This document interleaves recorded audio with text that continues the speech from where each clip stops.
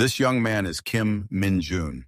Mino is another name he uses in Isgard. He was kidnapped by a woman known as the Holy Maiden of this demonic empire and used by her as a slave working in the shadows cleaning up the mess behind her. With the power of one of the strongest wizards, after personally eliminating the last threat to Isgard, Kim Min-jun demanded the Holy Maiden to send him back to his original world.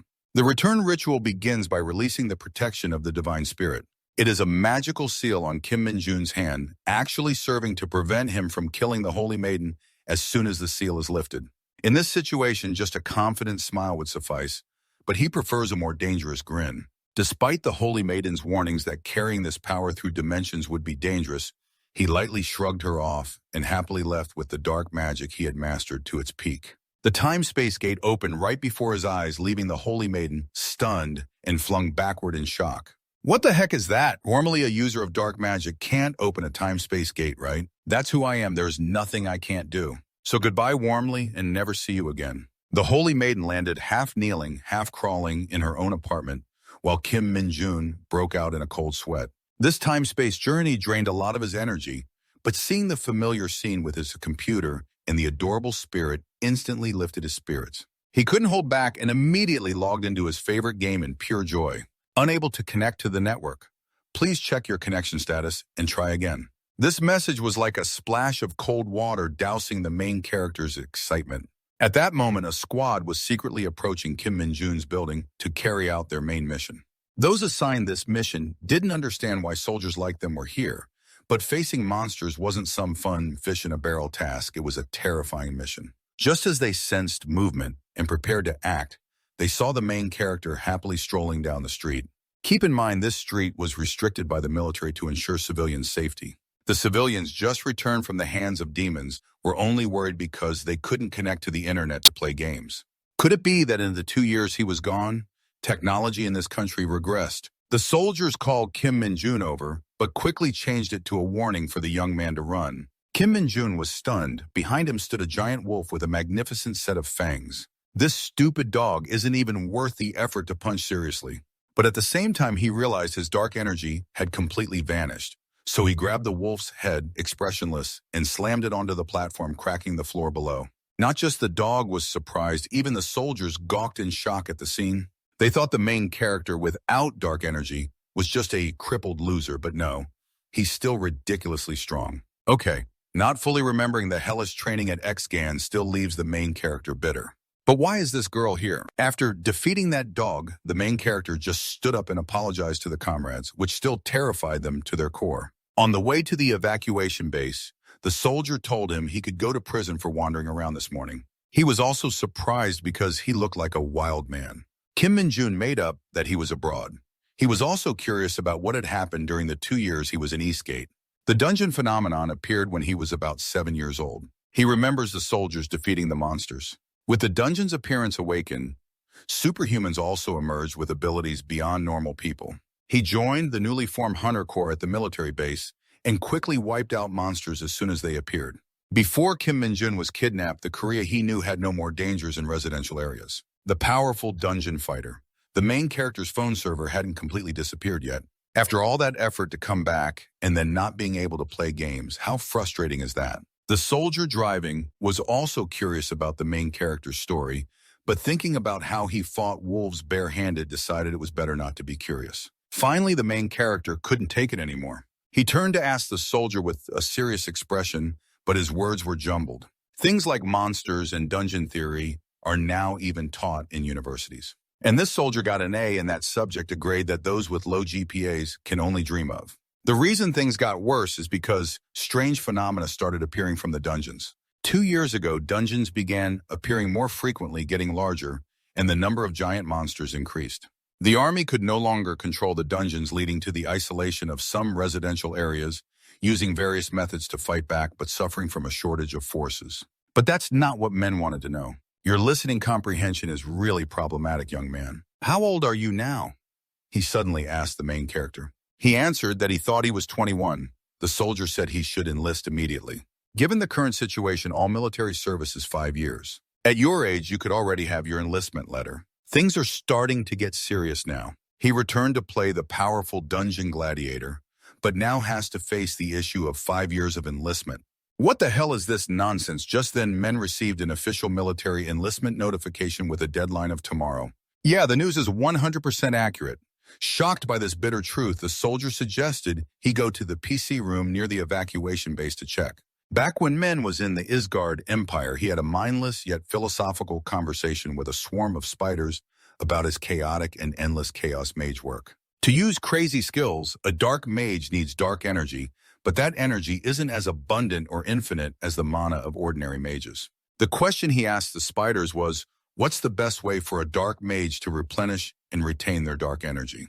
Unfortunately, the spiders had all been sent off to have tea with the king of hell, so they couldn't answer. And at times like this, what appears can only be the boss of the spider nest dungeon. This little one didn't come to answer him, but to win this battle. But maybe it's here for that reason. Seeing her children brutally killed the Spider Queen let out a foul-smelling hiss. Men saw it and judged her answer completely wrong. The answer is to defeat monsters with maximum power. As he spoke, he punched straight into its brain to steal the dark energy. That was 645 days before Kim Min-jun returned to Earth. In the present time, he was being invited to the military base for tea. The person welcoming him was the battalion commander. The man asked if he had any special reason for applying to the Hunter Corps. He said he was running some business in the dungeon, an answer so awkward it brought silence. Then the man burst out laughing and praised Men for being funny. Thanks to that humor, Men was exempted from the bankruptcy hall fee. Kim Min-jun awkwardly drank water. He wasn't joking. So why was he laughing? All dungeons appearing in Korea are managed by the military, and their top priority is related to them. Conquering monsters clearly falls under the Hunter Corps. They consist of highly skilled individuals where you can level up regardless of your service time as long as you prove your ability. There are no limits. So Kim Min-jun was thinking of joining the Hunter Corps to single-handedly wipe out most of the monsters in dungeons. And in the process, he could have the chance to encounter monsters with dark energy. When that happens, along with super fast progress, he will be able to recover his lost power. Yes, and that's everything happening in the main character's imagination. But in real life, it's just a few sharp pains. A rosy life isn't guaranteed. But that's not what he was thinking about. As a man with great ambition, Kim Min-jun was thinking about achieving 10 stars in 5 years and clearing as many dungeons as possible. Then the Dungeon Warrior forces could relax and develop the Fourth Awakening, and he would become a well-paid public hero, a perfect plan. At that moment, Sergeant Lee Sung-ho from the Hunter Corps came to report. The man immediately introduced Kim Min-jun as the recruit he had mentioned earlier. Looking at the main character, Lee Jung-ho doubted his hunter skills and then told him to open a status window and show him his stats. Although Kim Min-jun wasn't very happy with this attitude, the work still had to be done. The status window is something Isgard also has, but he hardly uses it because it only provides boring stats and abilities. He just doesn't understand why this thing is here at all. Under Lee Sung-ho's pressure for information, Men grimaced and reported that there was an error. Lee Sung-ho thought he was being mocked, and his face turned red with anger. Meanwhile, somewhere in Gongjido, where the Hunter Corps Training Center is located, a private conversation is taking place at the battalion command office. The commander seemed very pleased with this meeting after 10 years. The person he met was a descendant of an old team. She is Hunter's son Eric. Although he called her that, Eric denied it, saying she was just a new recruit. And if he called her here because of her father, she didn't expect any special treatment at all. The calm man explained that he might have given her the wrong impression, but clearly there would be no favoritism in a merit-based environment like the Hunter Corps. More than anything, he just wanted to offer her some encouragement before training began. Just then, through the window, he saw a vehicle approaching the barracks. The uncle chuckled, remembering he had received a funny report today. And Sun On-sel might have something truly interesting. He asked her if she wanted to go meet this person with him. Kim Min-jun stood below, looking up at the towering building before him. He saw it and judged that it would be very hard to calculate how much tax money was poured into this facility because it didn't look like a joke at all. Seeing his over-the-top expression, Lee Jung-ho reminded him to tone it down because looking that excited was just off-putting. And because he was a special case, he would personally inspect it. Without headquarters decision, he wanted to immediately transfer Kim Min-jun to Yongchang. Once all tests were completed and the main character confirmed as a liar, be ready for immediate enlistment into the military police. This guy seems like a super stingy dude. The test for the main character was to move this giant, super heavy red rock. Even moving it just an inch would count as passing, and the time to complete the challenge was 10 minutes. This mineral is called bloodstone, a product created from the dungeon that is not only extremely dense and heavy, but also given its enormous size an insanely tough challenge. I'm glad the test is simple. Under Lee Sung-ho's furrowed brow as if pinching a fly, he started guessing every possible scenario. Watching the test wasn't just Lee Sung-ho, but also the uncle from earlier and Sun Yoon-seo. He told her about the main character's situation but still couldn't stop laughing. It was all because of that faulty status window. But that also made Kim Min-jun unique. This mineral was very familiar to Kim Min-jun from his time in Isgard. And obviously he could easily push it, but his greed told him there might be dark energy inside. And with unwavering faith in his intuition, he punched the giant mineral to pieces. Everyone present at the scene had their eyes wide open and mouths agape witnessing what just happened. After a hammer-like punch, the bloodstone cracked open, revealing nothing inside, so everyone was visibly disappointed, not knowing what had happened. They only saw the soldier, drenched in sweat, eyes rolling back, mouth open, gasping for breath. And the entire bustling troop behind him looked no better. Before enlisting in the Hunter Corps, they all knew training here wouldn't be simple because they'd have to join actual combat immediately after training. The training process was to train like crazy for 4 weeks. A typical example is the work they're doing carrying sandbags up 6,000 steps uphill. But that's not all. The devilish instructor Lee Sung-ho constantly pushed them while timing their completion with such brutal physical training methods. What everyone was waiting for was the stats increasing, even if just a little bit. Everyone thought AI would be the same since they were all rookies, but no. While the whole team was running like crazy about to collapse, that guy was unusually excited. The kid was running and smiling, darting like an arrow with a feeling of extreme lightness. If he had magic power, he could probably just fly. Kim Min-jun didn't look like he was training. It was more like hiking in the mountains. He left the bustling team far behind, enjoying something the Isgard training course could never offer. Thinking about the delicious food here, and the free time after finishing the schedule. Thinking about the PC room inside the facility with specs comparable to the outside made him feel like he gained extra power. He revved up his high-end GA bike at breakneck speed, making the others even farther behind. He even ran faster than before. The guy with the chicken-colored hair leading the group was also quickly questioning life. Kim Min-jun raced to Lee Sung-ho's place. Seeing him speed like a ghost, Lee Sung-ho had to exclaim, "What the hell is that?" Meanwhile, the other guy stepped onto the last stair, but still felt disappointed because the route was too short. Seeing Kim Min-jun finish the rookie course, which should have taken hours and just over 21 minutes, left him stunned and frozen. Meanwhile, the other guy kept spinning around and asking about the reward ticket for finishing under 30 minutes. Lee Jung-ho didn't answer and silently pulled out a piece of paper. The other guy grabbed the prize and disappeared, leaving Lee Jung-ho staring at the timer deep in thought. He silently resolved to observe that guy more carefully. The rookies returned to their rooms looking half alive and half dead. The chicken hair guy got excited and shouted when his stats went up by even 1 point. The guys in the gun room congratulated him. Then they asked Kim Min-jun what his stats were. He felt like he misheard when the guy was happy about just 1 point. Back in Isgard, he used to increase his stats by 10 points every day. The chicken hair guy asked how he planned to use the reward ticket. Everyone envied his achievement, but above all, wanted to learn his training regimen to improve faster. Back in Isgard, no AI wanted to interact with him because he was a dark mage. But the atmosphere here made him extremely excited. Hearing the PC room was open, he hurried there and sat at the computer, feeling like he was in heaven. Looking at the clock, he started calculating, leaving himself 2 hours to sleep. That was already more than enough compared to Eastgate, where he barely got an hour of sleep. Watching him play League of Legends, his comrades still thought he was stuck on 2G in the era of 4G and 5G. That went on for a whole week. Now, Kim Min-jun didn't sweat a drop during training runs and treated it like a casual stroll. Meanwhile, he basically played games during breaks and only slept 2 hours a day, maintaining this for 4 weeks of training. Everyone thought he was a monster. He didn't accept that title, but wanted to be a hero who shared water with everyone. Any AI wants some water. No AI refused that. A lively scene of mother hens feeding their chicks unfolded. Then someone came over shouting through a loudspeaker that the lieutenant was very disappointed in the whole team's performance. They were the worst squad. The lieutenant wanted to send them to train in a custom dungeon. This was the kind of dungeon that usually disappeared after you cleared all the monsters and the boss. But sometimes there were dungeons that remained. In that case, it would turn into a shifting dungeon that changed its internal layout daily and became a great training ground to experience all kinds of environments. In reality, the training dungeon is the shifting dungeon, the custom dungeon, training. A nightmare for all rookies.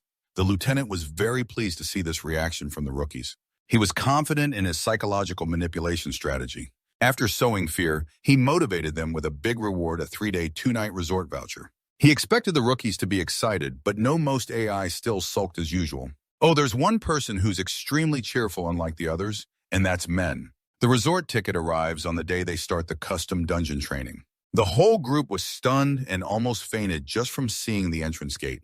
A vehicle carrying a pack of pitch-black monsters with glowing eyes sped by, causing the rookies to panic. The new soldiers were so scared when they saw the fierce hunting dogs that they panicked, scattering everywhere and falling down. Experienced players like Mage found them cute, like a breed of moles or chihuahuas. Their fear didn't exempt them from this training. The lieutenant ordered. The rookies were formed into groups of 4 to enter the transformation dungeon. All teams would fight a hunting dog for 1 hour and then return. Each rookie was provided with the unique protective armor set from the mid-2 Hunter Corps, designed for mechanical body protection, extremely rough and heavy. The rookies struggled even more to get used to it, but everyone thought the gear was too little better to have none at all. Only Kim Min-jun knew this cursed thing was uncomfortable and useless. Just expensive and flashy, and he didn't like it. Lieutenant, I have a question. If we can defeat the wolf pack quickly, can we take these suits off? The bold question surprised the lieutenant, but looking at the asker, he thought it wasn't unreasonable. But remember, this is a team training exercise. You can't just excel on your own. Looking at the worried, confused rookies, the responsibility of leading the team seemed pretty simple. Just teach them how to fight monsters, nothing to stress about. Thinking that Men enthusiastically showed his colleagues how to fight monsters, which he found very easy. While demonstrating and explaining, Kim Min-jun looked at the rookies with sparkling eyes, though they had no victories yet, and of course the rookies were inexperienced and couldn't understand him, so their faces went blank. The lieutenant ordered the officers to release the pack of hunting dogs. The dogs didn't rush at the humans. Instead, they ran straight into the dungeon without hesitation. This confused the rookies. Kim Min-jun smiled faintly. They had been locked up all day and their home just appeared. Why wouldn't they go home? But how did I know? Because my time in Eastgard wasn't much different from these hunting dogs now. Just then the lieutenant arrived, thinking they were joking during a very serious mission, so the group was honored to be the vanguard team for today's exercise. After the lieutenant finished speaking, an officer waved his baton to usher them into the dungeon. The 4 stepped through the dark blue gate together. Men told his teammates that if he could take off this armor, he could even solo the pack outside. The lieutenant coordinated the officers inside via radio to guide and monitor the rookie's situation. In a rocky crevice, 2 officers waited for orders and noticed Kim Min-jun was also in the first team entering.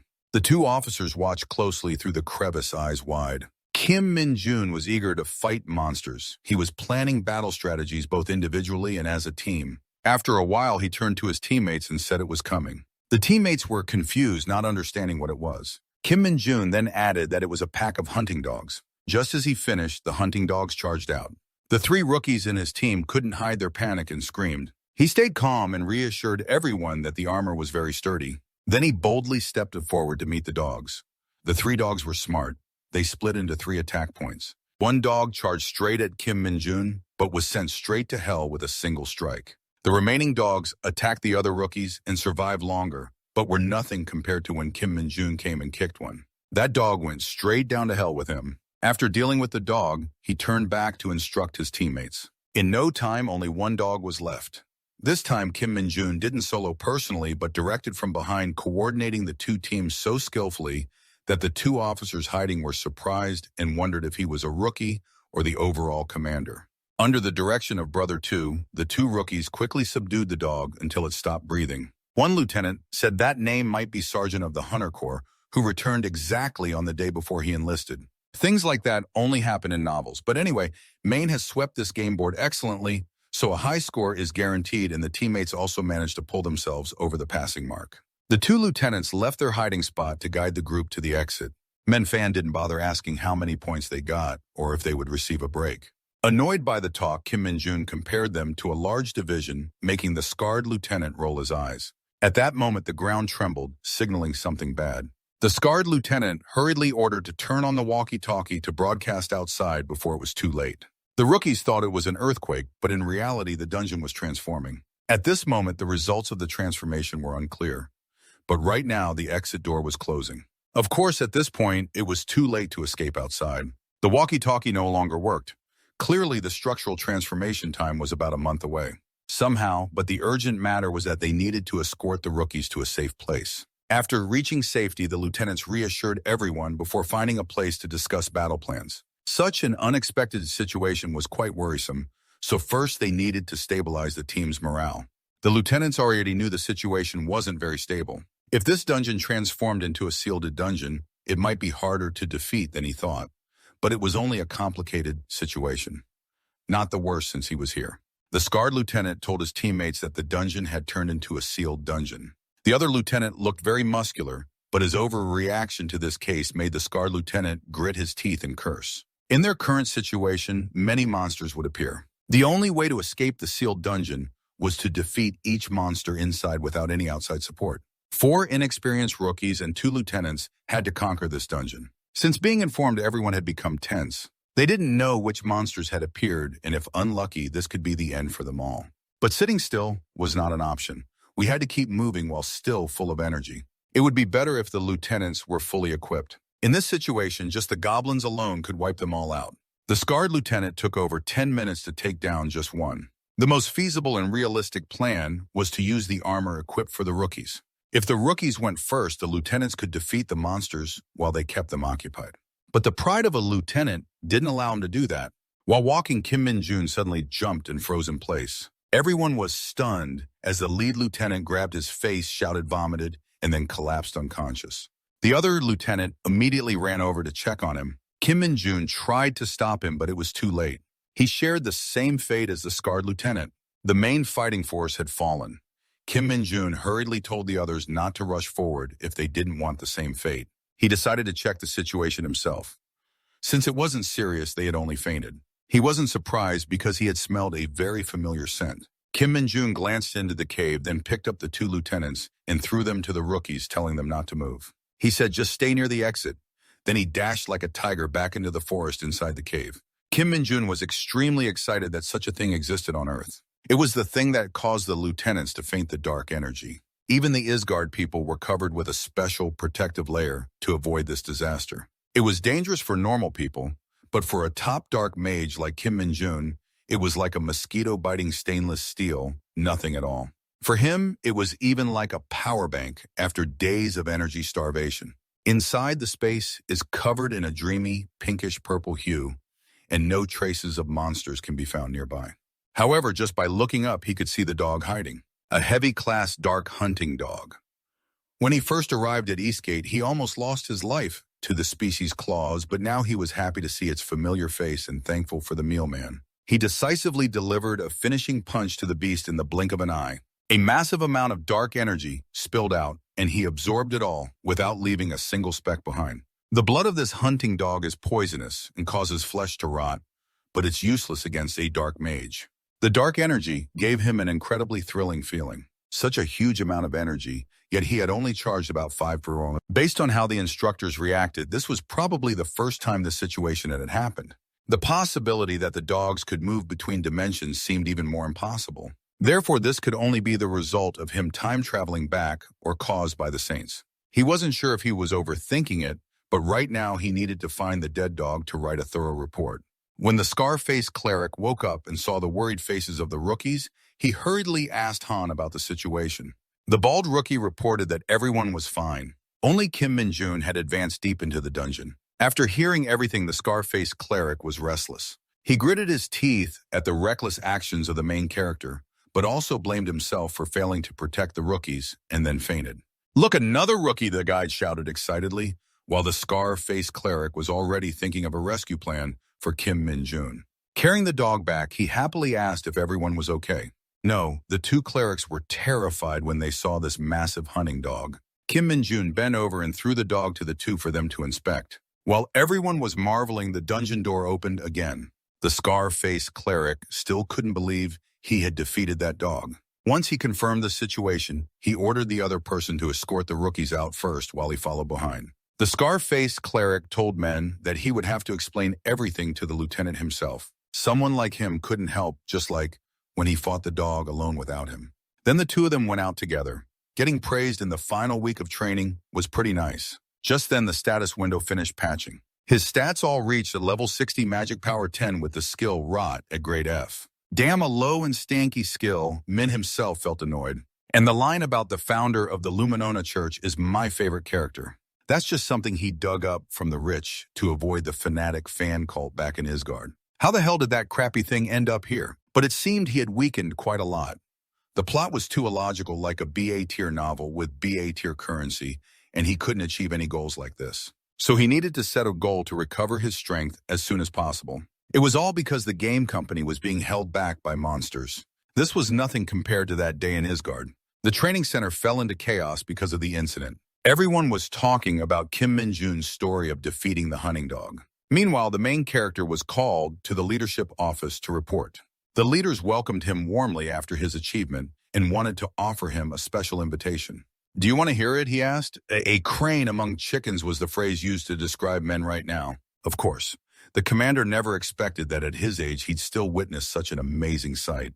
A crane trying to act above average to look like a chicken is a national loss. If you rank a genius like this at the most common military rank, especially when they need to supplement personnel. I heard you want to get promoted as soon as possible, but according to our rules, privates aren't allowed to take promotion exams for another year. However, if you receive an exemption, that's another story. I have to admit, this uncle really knows how to steer the conversation. Just by looking at the main character's excited expression, you can tell right away. Seizing the opportunity, he immediately spoke loudly that if you volunteer to join the Hunter Corps in Chuncheon-gangwon province, I will use my command training authority to grant you this exception. If you go there, you won't have to wait another year. The more he talked, the more excited he got. The direct commander even stood up. Contrary to his excitement, men just remained silent. An awkward atmosphere took over, just missing a flock of crows flying by to complete the scene. While the commander was awkwardly standing, Men was thinking about the 104th Division of the Invisible Hunter Corps. It's where his teammates had warned him to stay away from at all costs. Freezing cold weather, continuous and heavy snow, but never boring because dungeons and monsters always show up unexpectedly. It's the most fascinating place in the rear lines, a perfect place for Maine. As long as he got promoted, the experience anywhere wouldn't matter.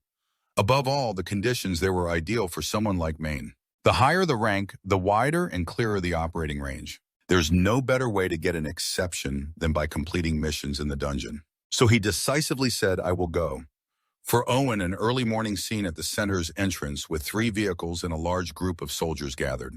"Kim Min-jun, you have to call me when you arrive at the base. Got it, rookie?" Teasing each other's heads tearfully, saying goodbye so everyone could head off to new horizons.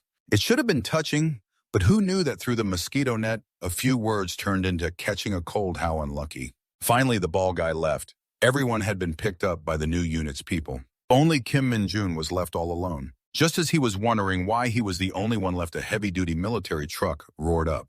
The man who got off the truck called out loudly to Kim Min-jun, with a muscular build, taller by a whole head, scarred face, wearing dark sunglasses, looking very tough. The man explained that the snow had caused quite a delay and humbly reported that waiting for him was no problem.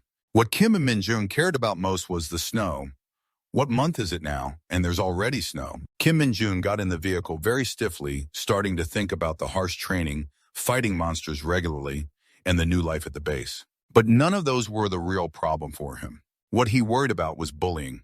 That was the one thing he couldn't tolerate, but still had to endure, because if he caused trouble with a superior, even once, that would be enough to land him in the military prison like an ordinary soldier. After a long journey, the Hunter Corps was right in front of him. This place really had snow.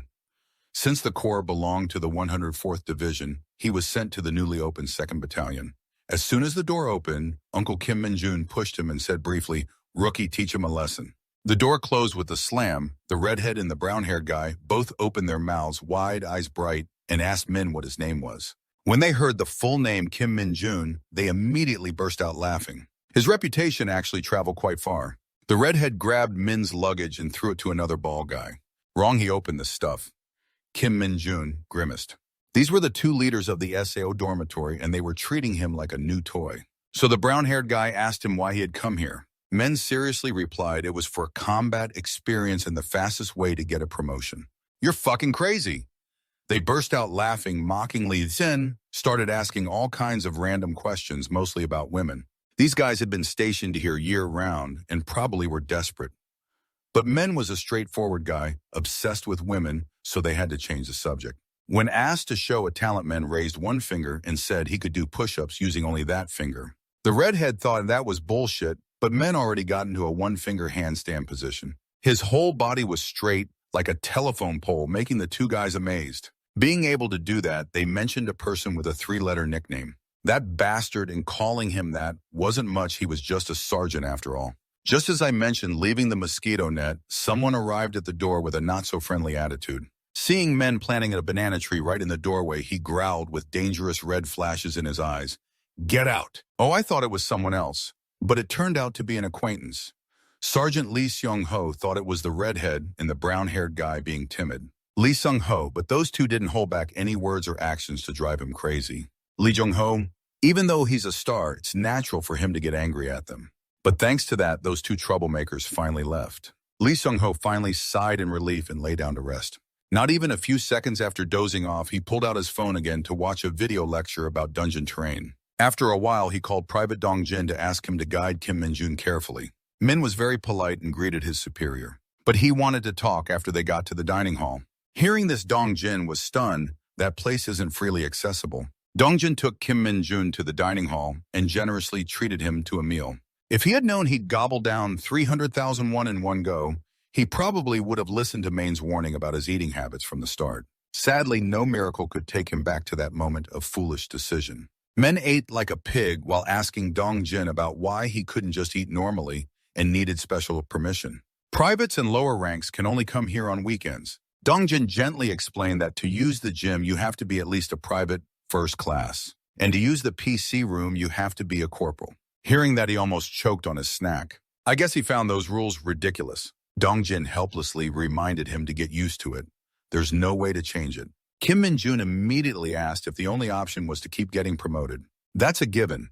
But since the restriction on using the PC room is unbearable for someone addicted like him, it's a huge problem. The two talked openly about promotions. Just then, a rooster-headed guy came over, grabbed Dong Jin's shoulder, and asked in a very mocking and unfriendly tone. He was Sergeant Kim Gang-shej. Seeing this, Dong Jin hastily invited him to eat together. Of course, this grim-faced guy didn't refuse. He ate very naturally and like a tiger. Men started to get annoyed. He said he wouldn't nitpick about those two gossiping here, but wouldn't tolerate poor results in tomorrow's weapons training, no matter if they were newbies. Dong Jin hurriedly spoke, but Kim Gang-shej cut him off and insulted Dong Jin a few more times. That's when Kim Gang-shej really got under Men's skin. "I'm done holding back. So little brother, take some dark energy and puke up what you just swallowed before digesting it, will you? Even if it's free stuff, there's no way I'd hand out trash like that." The old saying must be true. While he was boasting enthusiastically, an electric shock ran through Kim Gang-shej, and suddenly he froze. The neighborhood loudspeaker. He hurriedly stood up, looking over various snacks and checking their expiration dates. Then he grimaced, held his stomach, and left. Even low-level skills in some cases can cause those chronically unlucky creatures to suffer a severe blow. The two returned to their conversation about weapons training. Simply using a KX-2 with a stronger bullet than ICM rounds. It has a strong recoil and sounds like a cannon. But that's nothing surprising or worrying, because it wouldn't catch up with long-range weapons at Eastgate, even after 749 days of running. The power of that handgun is like an elephant stepping down and flattening everything. Wow, tomorrow's going to be exciting. Just looking at that badly damaged spine target shows how terrifying the shooter is. But missing that one shot already made Min feel that was terrible enough. Here, hitting 19 shots is considered a rare feat.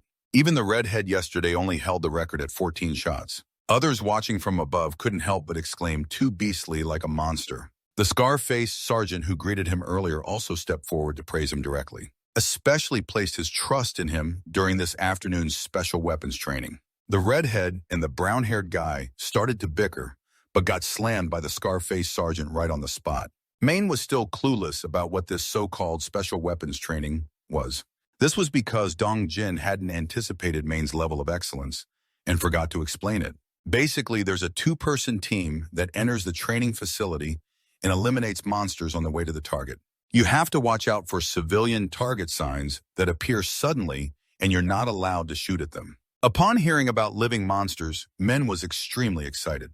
During lunch, Dong Jin enthusiastically expressed admiration for the achievement of hitting 19 shots. An unprecedented record for men in the Hunter Corps. Speaking of good shooting skills, there's another person in this corps named Lee Sung-ho. He averages 17 shots on target. So now he has erased the #1 spot, right? But anyway, Dongjin still had high hopes that he would do well in the special weapons training. Kim Min-jun then asked why he wasn't joining him. Because a team is supposed to have 2 people, but not everyone can participate. Plus, the 2 members of the team are decided by the executive director. According to the news, it's done through a tiered lottery to randomly pair partners, also called ghost legs. The special weapons training time arrived quickly. The scar-faced sergeant is the instructor for this training session. Unexpectedly, Kim Gang-shik was his partner in this training. Before fighting, he was already bragging loudly about being on the same team with a rookie. I guess it's not going to be balanced. After all, a sergeant and a private first class are 2 totally different worlds. Judging by his expression, he probably still hasn't learned his lesson after that stomachache incident. So he's still all cocky like that, but that's okay. Just let him shoot his mouth off. It's better that way. Losing later will only make him more embarrassed and haunted. Why does he even use that grotesquely distorted face of his to threaten men be sure to finish it in 3 minutes? Otherwise, you'll regret it. Because of his extremely arrogant attitude, men kept a straight face and said nothing. Silently, he kept mental tabs. After all, he was just a loser, nothing more, nothing less. No big deal. Before the 2 officially faced off, one team went ahead first. On the command to descend, the battle between the 2 sergeants began. The special weapons training began after a 2-person group was dropped into a ground facility from 2 separate directions. In other words, this is tactical training to clear monsters while protecting civilian target markers within a restricted area. However, in reality, it turned into a competition within the military. The goal is to complete the challenge as fast and clean as possible. Then press the completion button at the destination before your opponent. People outside monitored the progress of the teams through a live map on a large screen showing monsters of various sizes. On the screen, the bigger the icon, the more dangerous the monster. There are 2 monsters on each path. Monster types are randomly assigned, so you won't know what to expect until you enter. The 2 who just entered managed to complete the challenge in just 2 minutes and 24 seconds. 3 monsters appeared, this time Toad Rat and Desert Worm. And the winner would be treated to a meal at the PX. There was this bet because they wagered with each other. Kim Gang-shik gave a glance and immediately caught on to this petty trick. Hearing that, men suddenly had an idea. He said, "Why don't we make a bet?" Men decisively proposed they make a wager. The loser has to do whatever the winner asks. As a man, of course, Kim Gang-shik wouldn't refuse such a favorable bet with more gain than loss. He laughed and said that if he won, Kim Min-jun would have to pay him 3 months' salary. So unexpectedly, he was that petty. So there was no hesitation at all. He agreed immediately. The kid made a quick and firm decision, so Dongjin couldn't stop him in time. They quickly entered the preparation area. As soon as he arrived, Kim Min-jun felt that familiar cheap provocation. He knew standing out too much wasn't good, but he wasn't mature enough to sit still when someone actively came looking for him. The battle started very quickly. Everyone outside watching was extremely excited to follow the fight, because they also knew about the bet between the 2 combatants. None of them believed Kim Min-jun would win at this moment. The ground suddenly shook. Everyone thought it was an earthquake, but no. A bigger monster was moving toward the smaller monster. Unfortunately, the unexpected situation happened in Kim Min-jun's lane. He also felt the tremor very close to him. The giant one-eyed 2-horned monster devoured the rat in the first room. Although it was the first time seeing this kind of action, everyone only thought about finishing the fight quickly and then having fried chicken.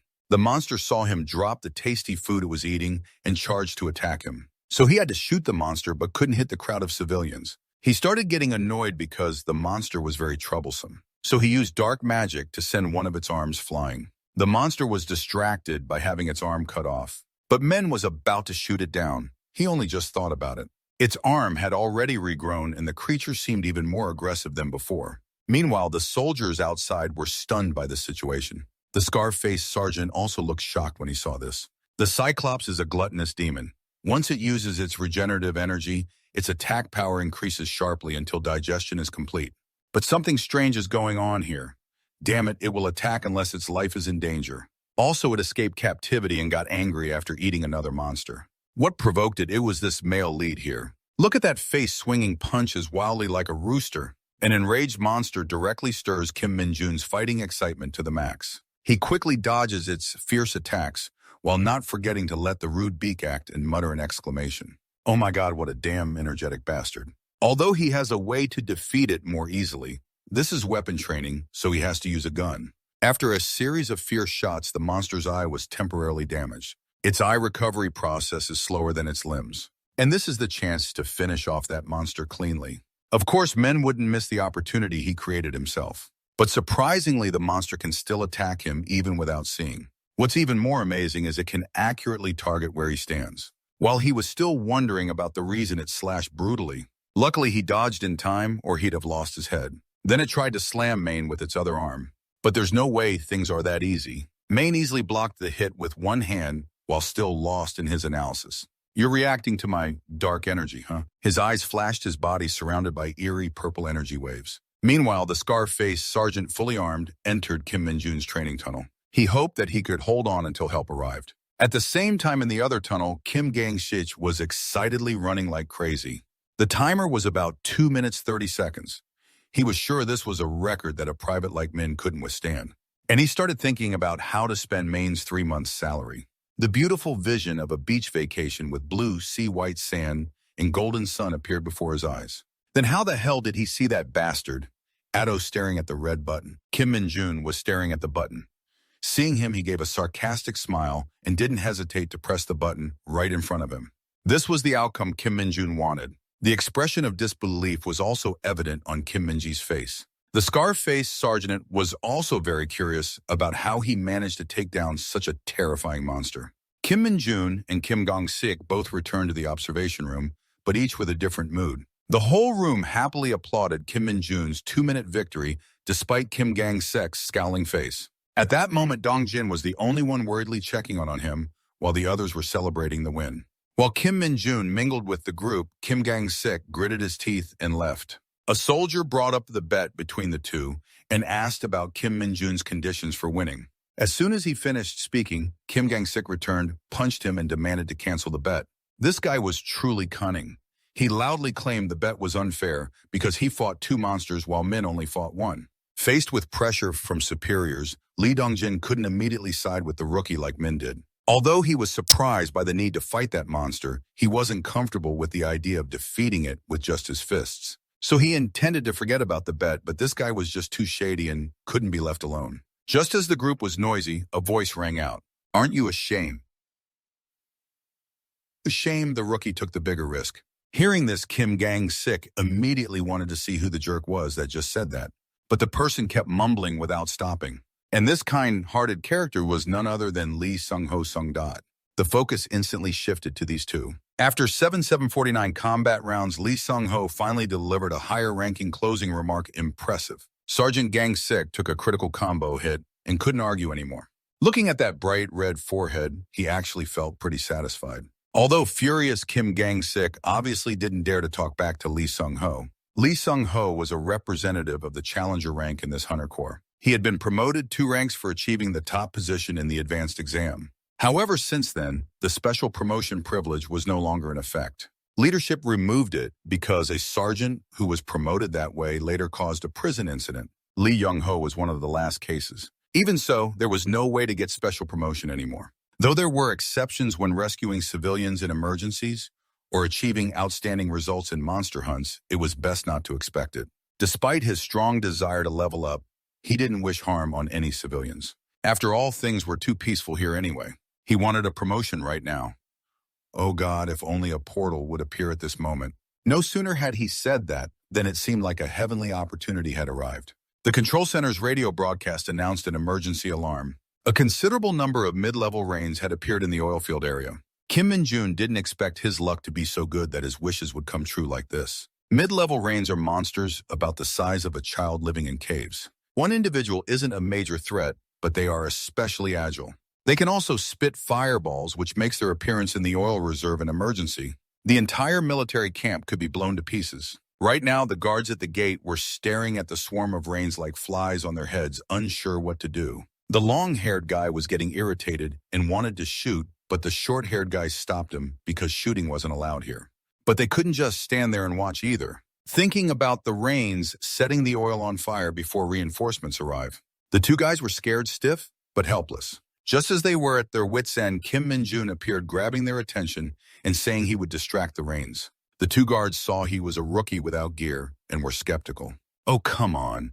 Who has time to carry gear when honored guests that help with promotions are waiting like this? Thinking of the amazing rewards after this battle, he was extremely excited. He immediately jumped into the battle by activating the dark energy source, causing the drone's reaction to be exactly as expected. Then all of you belong to me. At this moment, the rescue team was rushing over, but what was in front of them? Lee Sung-ho came over with big and small boxes, reminding them why they were just standing there frozen.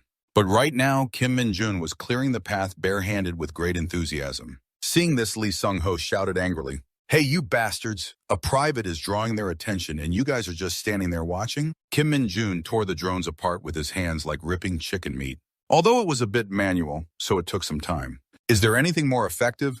Just then, Lee Sung-ho rushed over with a stun baton, wanting to stop him from acting recklessly. But neither side was willing to listen. Everyone had to shut up. But wait, that stun baton can stay here for now. So please excuse me, Lee, I have a bit of a stomach ache.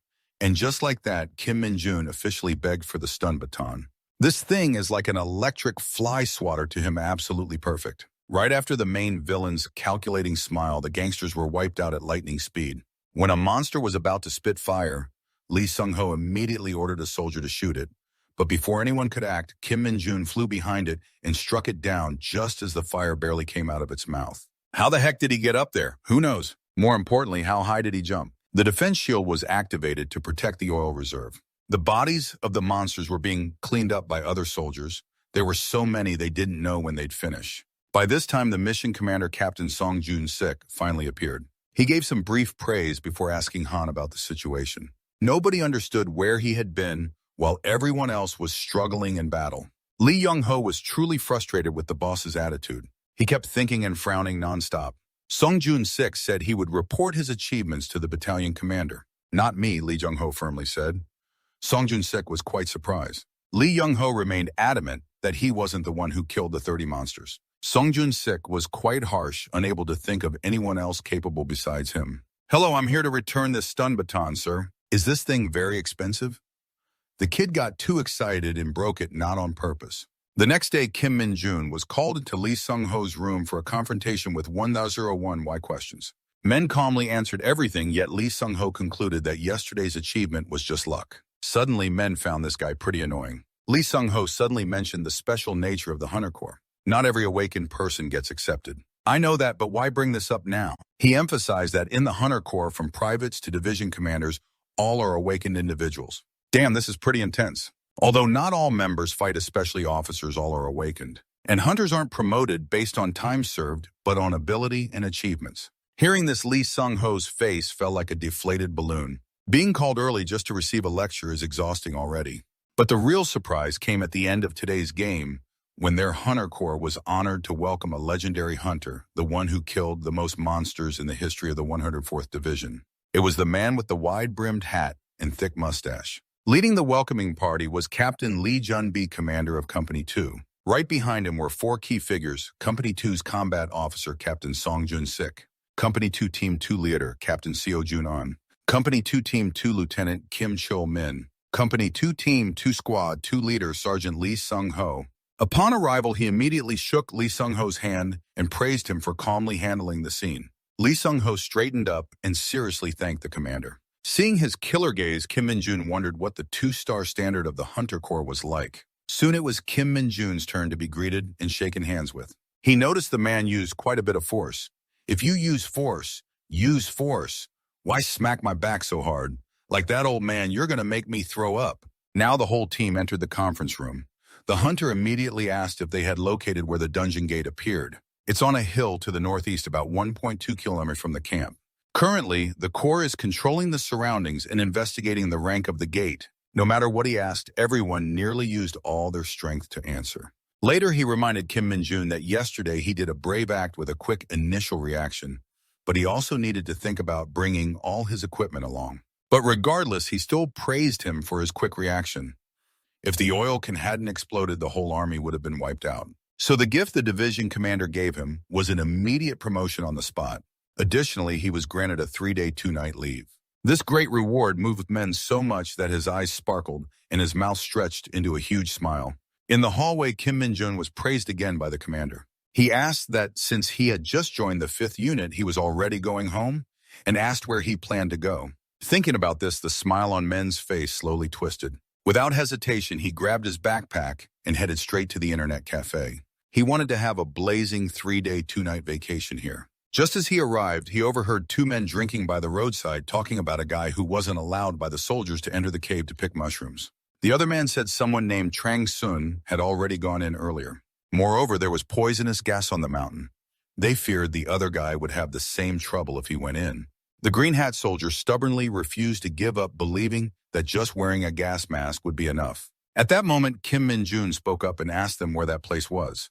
Of course, someone like him couldn't miss this monster hunt outside of break time. Seeing the sign with the biggest badge on his chest, the 2 men were speechless. Finally, they warned him not to tell anyone about their sending the Buddha to the Western Paradise, then left. Just standing at the foot of the mountain, he already felt the familiar scent of dark energy. It was definitely worth skipping the internet cafe to come here. When he got up there, he saw everyone using gas masks to guard the entrance. Being a private first class, he shouldn't stand out too much, so he politely asked the 2 men to smile a bit so he could sneak inside to check the situation.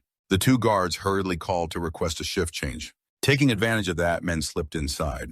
He searched inside the cave but found no signs of monsters, only extremely dense magical power. But that wasn't bad. He might as well charge his power while he was at it.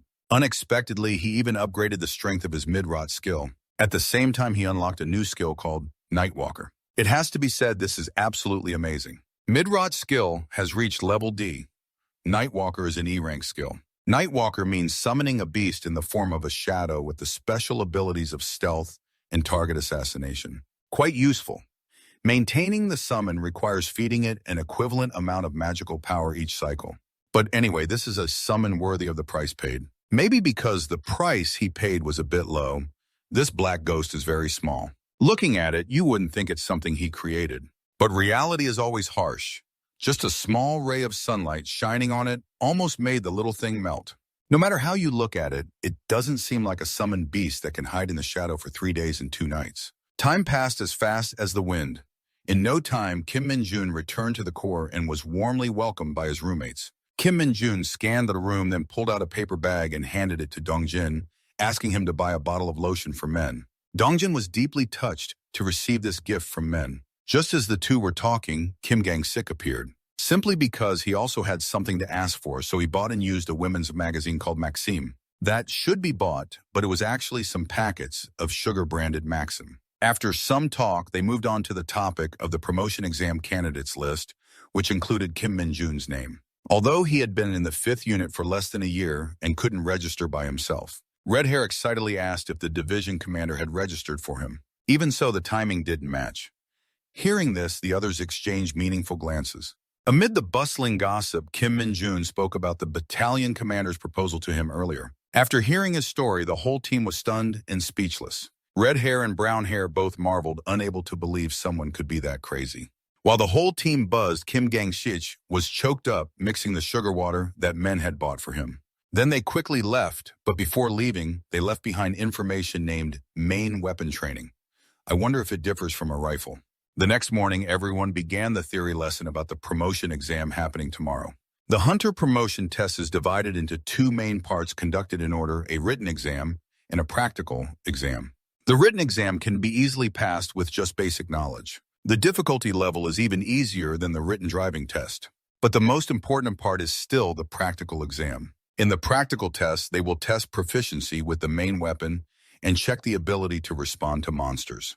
Kim Min-jun wondered if getting a perfect score on the practical test would come with any rewards, or if it was just a serious trial. Very soon, the main weapon training practical test began. Privates and private first class can only use swords. Senior soldiers held their own weapons and moved to the far side for individual practice. Privates and private first class are trained in basic swordsmanship within the Hunter Core combat doctrine. Then they adapt it to themselves instead of just mechanically copying the doctrine. The instructor demonstrated so they could follow his sword paths, which were very decisive and agile. Now the main character understands why it's called main weapon training. Catching monsters using only a rifle is a ridiculously foolish act.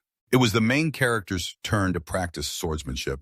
He used the sword techniques he learned in Isgate. This is still better, but it seems to depend on the user. Just after finishing the movements, the instructor asked everyone to stop and invited Kim Min-jun to step forward. He wanted everyone to watch how Kim Min-jun performed. He didn't hesitate and demonstrated skills that left the whole team speechless.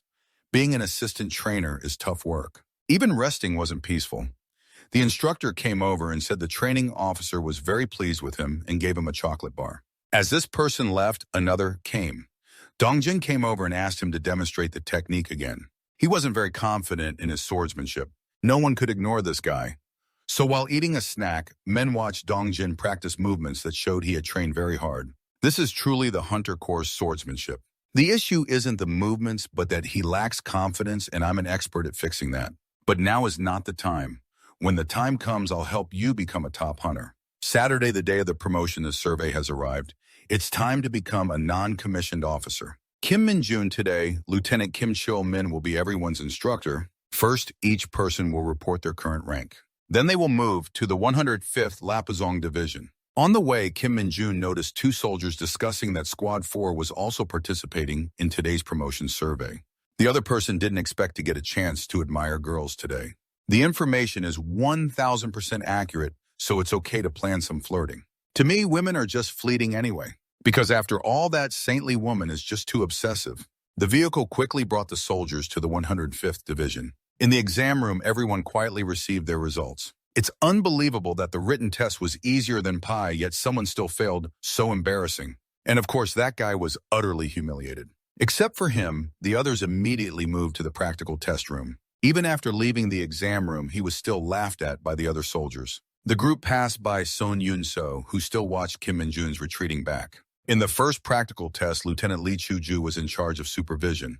Before starting the test, he gave a very convincing presentation that made everyone there feel nothing but sleepy. Finally, in this year's promotion test, some candidates are taking it based on a special exception. They are from the 104th Division. Private First Class Kim Min-jun and Private Sun Un SEO. After this remark, everyone's gaze shifted to Sun Un SEO, the thorny rose admired by many guys. Kim Min-jun was also quite surprised that besides him, there was still another exception. The other soldiers participating in the competition began to feel worried. What kind of division is this? That's full of monsters. Next, they started looking for the person who had been promoted to Private First Class. Sun Yun-seo also noticed men. By coincidence, their eyes met, but neither wanted to stare for long. The practical test included checking strength, endurance, and stamina. It began with the strength test, which was simple. Just push back the examiner, standing in front of everyone. That is the pineapple-headed gentleman, a big guy like this monk here. Kim Min-jun recalled the time he punched that boulder to pieces and couldn't help but wonder why every test was designed like this. It was ridiculously over the top. Each person had a maximum of 1 minute. Scores would be rated on the Hudro scale, and the highest score would earn an additional 10 meters of movement. One by one, each person was called to take the test. The first was Private Sun Kim Jin-yeol, Division 103. This guy was muscular with a rugged face, but no matter what he did, he couldn't budge the pineapple-headed teacher. Even a bit, he failed without a chance. At this point, the examiner reminded everyone that anyone scoring below 40 would be automatically eliminated from the test. The audience began sweating nervously as the next candidates repeatedly failed, both female and male. The examiner started getting annoyed. When it was Sun Yun SEO's turn, she pushed the teacher 5 meters away, astonishing everyone present, including the one who was pushed. Some young men shouted compliments about her beauty. Others recognized her as the commanding officer's heiress. But no matter what, they were all crazy about her. Sun Yun SEO didn't care, glanced sideways, then decisively walked away quickly. Kim Min-jun had no thoughts other than realizing she was also the other exception. Immediately after, it was Kim Min-jun's turn to take the test. Standing in front of the teacher, he thought that repeating what he did with the red stone wouldn't work. But if he could push this guy more than 10 meters, he'd get bonus points, so he hoped the teacher would fly a bit farther. The pineapple-headed teacher clenched his teeth, knelt down, and braced himself on the floor to avoid flying farther. Just one gentle push sent him 2-3 meters, sliding across the floor, even gouging a hole in the floor. This terrifying feat made both examiners sweat nervously. No doubt about it, a perfect 100 points. Yet men still felt regretful. Oh, so no bonus points. Men's score was high, but that didn't mean everyone else was the same. The harsh elimination process continued as usual, and it was so tough that some people even burst into tears. The strength test finally ended, and those who passed immediately moved on to the speed test. The staff quickly set up a net and even installed a large machine gun. Everyone guessed this was a bullet-dodging test. The examiner smiled and said these were rubber bullets, but if hit it still stung, so it was best to avoid them all. This seemed new. The maximum standard for the speed test was 1 minute. Just don't leave the area between the left and right sides of the net for 1 minute, which could also verify dodging ability.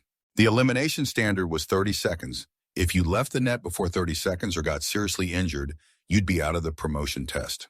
The competition began. Kim Min-jun was approached by someone none other than Dong Jin, who thought he had been eliminated from the test already.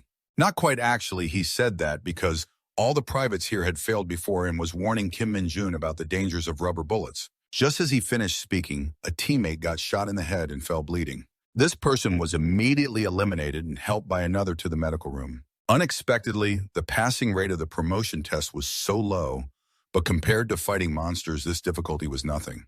The following hunters kept getting eliminated one after another, causing the examiner to lose his temper and scold their poor abilities. After this lecture, Sun Yeon-seo was next to take the test. She carefully warmed up with very quick and flexible dodging moves, using her whole body to avoid the bullets. This ability made the men stare in amazement, and the instructor very satisfied.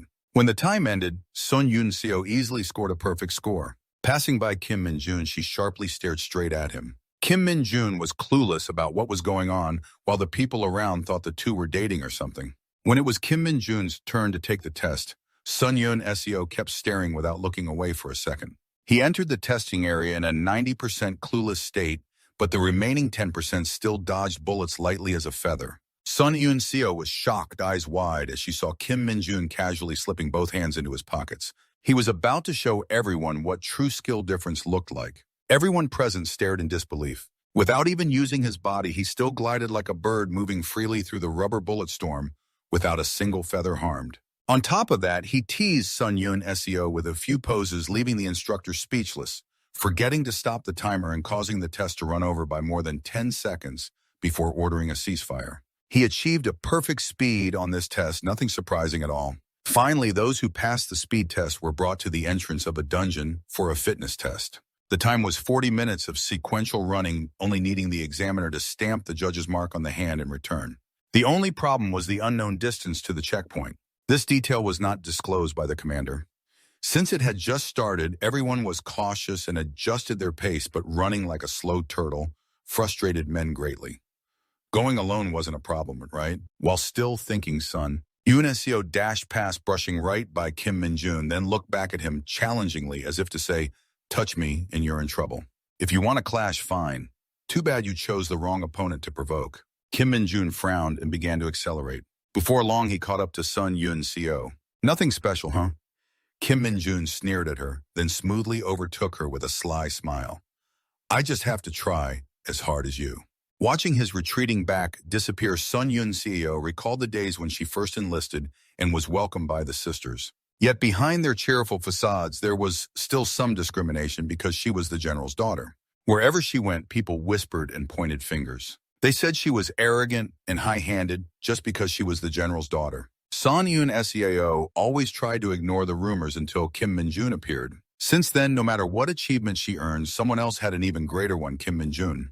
Wherever she went, the female teammates talked about him, gossiping nonstop, even at bedtime. Sun Yeon-seo remembered her father's figure when she was little. He patted her head and left never to return. Since then, Sun Yeon-seo resolved to make herself stronger, just like her father. One day when she went into the company commander's office, he asked where she wanted to be assigned. Was it to General Sun's 107th Division? But Sun Yeon-seo instead asked Kim Min-jun where he wanted to go. Reflecting on those things, Sun Yeon-seo realized it wasn't really that she wanted to be here, but rather her childish competitiveness and momentary anger had pushed her like a child. Losing a contest could ruin her mood. Thinking back on Kim Min-jun's outstanding performance, she blushed at how jealous she had been. But she also admitted she always wanted to become stronger, not necessarily the best. She came here to become stronger without relying on her father's help. If she met someone truly strong, she would strive to be recognized and learn even just one thing. Stop acting childish. Sun Yoon SEO had struggled just to reach the spot and found Kim Min-jun chatting so much the instructor had to chase him away. Seeing Sun Yoon SEO, he raised the stamp, smiled triumphantly, and said she did very well, making him almost fall asleep waiting. Sun Yoon SEO wanted to take back those words, then angrily blushed and quickly stamped the mark on her hand before running back noisily. Leaving the dungeon, Kim Min-jun didn't even have a drop of sweat nor messy hair. Everyone is handsome. Sun Yoon-seo right behind is frowning out of breath. The people behind are also half alive, dragging themselves along. Here comes Kim Min-jun, taking first place with a time of 29 minutes.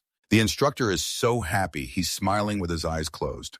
Sun Yoon-seo came in second with a time of 32 minutes. The trainer couldn't help but praise him as exceptionally outstanding. All categories receive perfect scores. All tests stop here. The hunters who pass the test will gather in front of the training ground after eating for 1 hour. When everyone grabbed their shirts to leave, Kim Min-jun stuck out his tongue, teasing Sun Yoon-seo. Then he smirked and left, leaving Sun Yoon-seo pale, watching him joke around with others. Realizing in the end he was the only one provoked, but since he lost anyway, he just smiled and accepted it. Nothing more to say. Division 105 Base Practical Test Center number 2. A bunch of monsters armed with wooden sticks surrounded Dongjin, a guy with incredible sword skills, but appeared flustered when facing the monsters. He almost got hit in the head by one of the monsters. Luckily, he reacted quickly to block the strike and kicked it away. Just then, another one charged from behind to attack. Dongjin swiftly swung his sword and slashed the monster, forcing it to retreat. There were still 2 more monsters. Judging by Dongjin's expression, he fell into deep thought. This is the second part of the practical test, also called the weapon proficiency test. This part is actually simpler than expected because it's just demonstrating the skills learned at the Hunter Corps to the judges, and then the test ends. Strength and agility in movements aren't important. It's simply about following the sequence to pass and obviously getting a perfect score. Most candidates choose swordsmanship for the test, and among them, Private First Class Dongjin received very high marks. But now, look at him. Isn't he like a clumsy oaf? In the final part of the test, known as the monster handling ability, privates must defeat 4 hunting dogs, while Private First Class must defeat 3 goblins with special weapons. They chose a real fight. Finally, Dongjin managed to clear all those pesky goblins. The instructor looked quite disappointed with his performance in this test. Lee Dongjin was panting heavily, leaving dejectedly. From the main character's perspective, Lee Dongjin had too many chances to slash the goblins, but hesitated each time. Maybe because he didn't trust his own strength. Right after Lee Dongjin was Kim Min-jun's turn, who silently thought he should watch and learn from me. Because today no one can stop me from becoming a hero, and I'll show you how damaging your bad habits really are. To everyone's surprise, Menwai Hung carried a baseball bat with some nails attached, stood tall, and stepped into battle. Even the instructor doubted this choice, thinking he was just making things harder for himself. The 3 goblins, big and small, were released just for punching and hitting. This is his turf.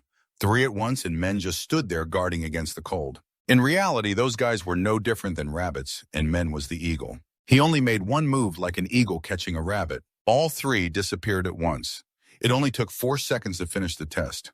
Everyone there wore an expression of utter disbelief that in Division 104 there was someone so skilled. Everyone erupted with emotion as if they themselves had won. This dazzling aura is mesmerizing. I'm just enjoying it, not criticizing or complaining.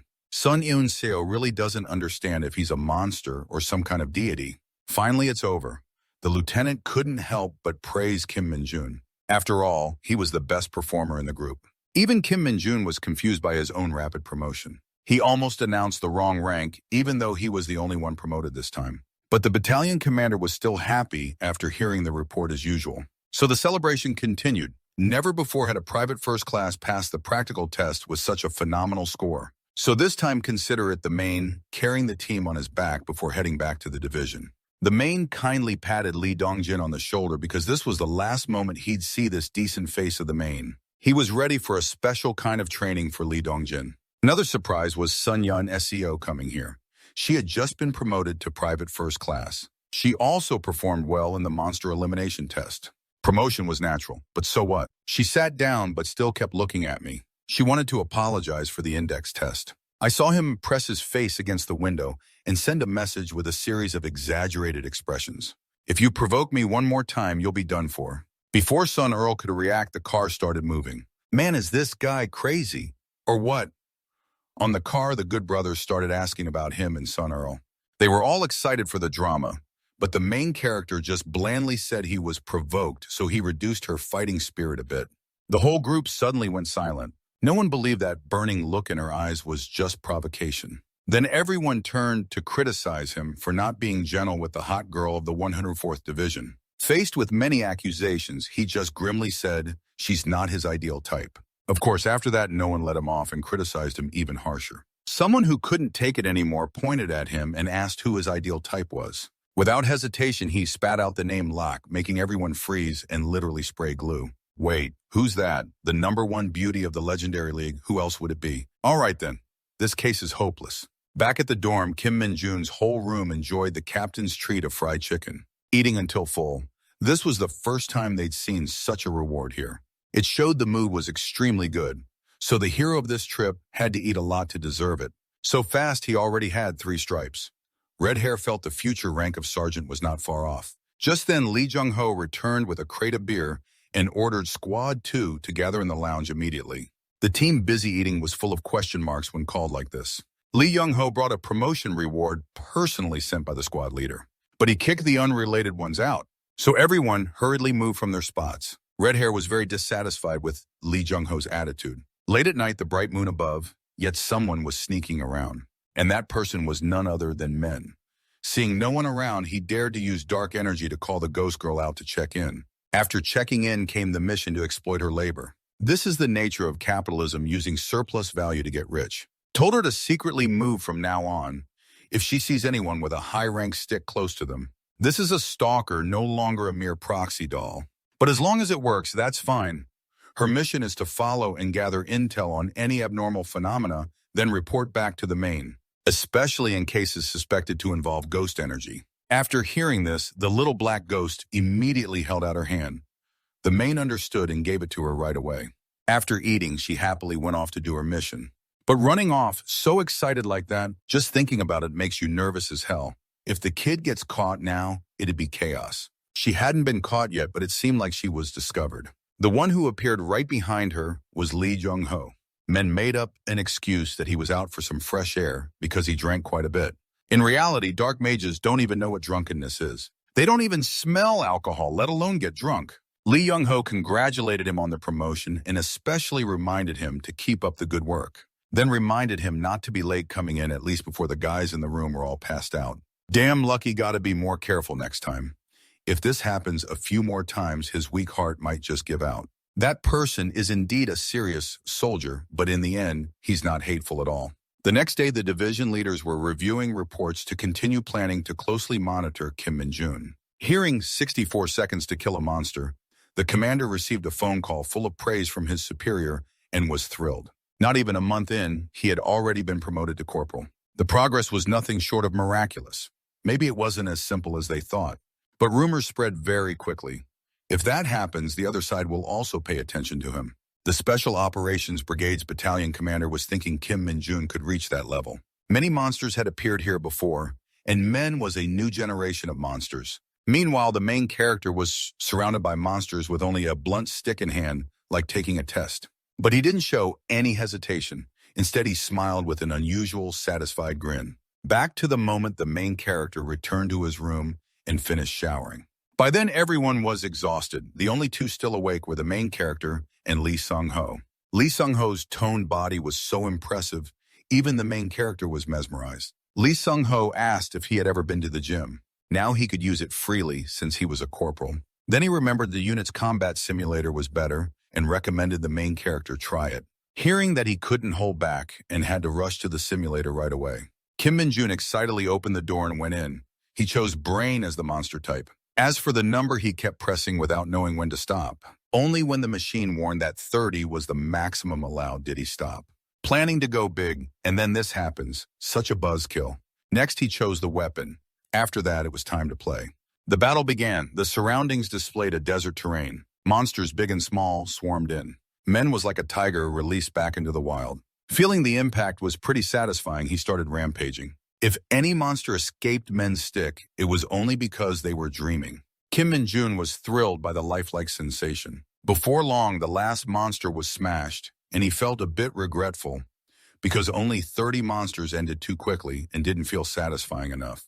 So he decided to fight by selecting 30 of each monster type, totaling 120 monsters. That's more like a real monster hunt, and this was what really excited him. Surrounded by monsters, but he showed no sign of hesitation. He even waited until all were ready before attacking. At the countdown, the monsters charged all at once, forming a chaotic, broken formation. I also started to lose my mind and jumped into the battle. Seems like he's manic now. No one else could be this crazy. Kim Min-jun threw himself into punching and kicking no matter the species number or size. Wherever that blunt stick swung, monsters fell. Wherever he fought, creatures died on the spot.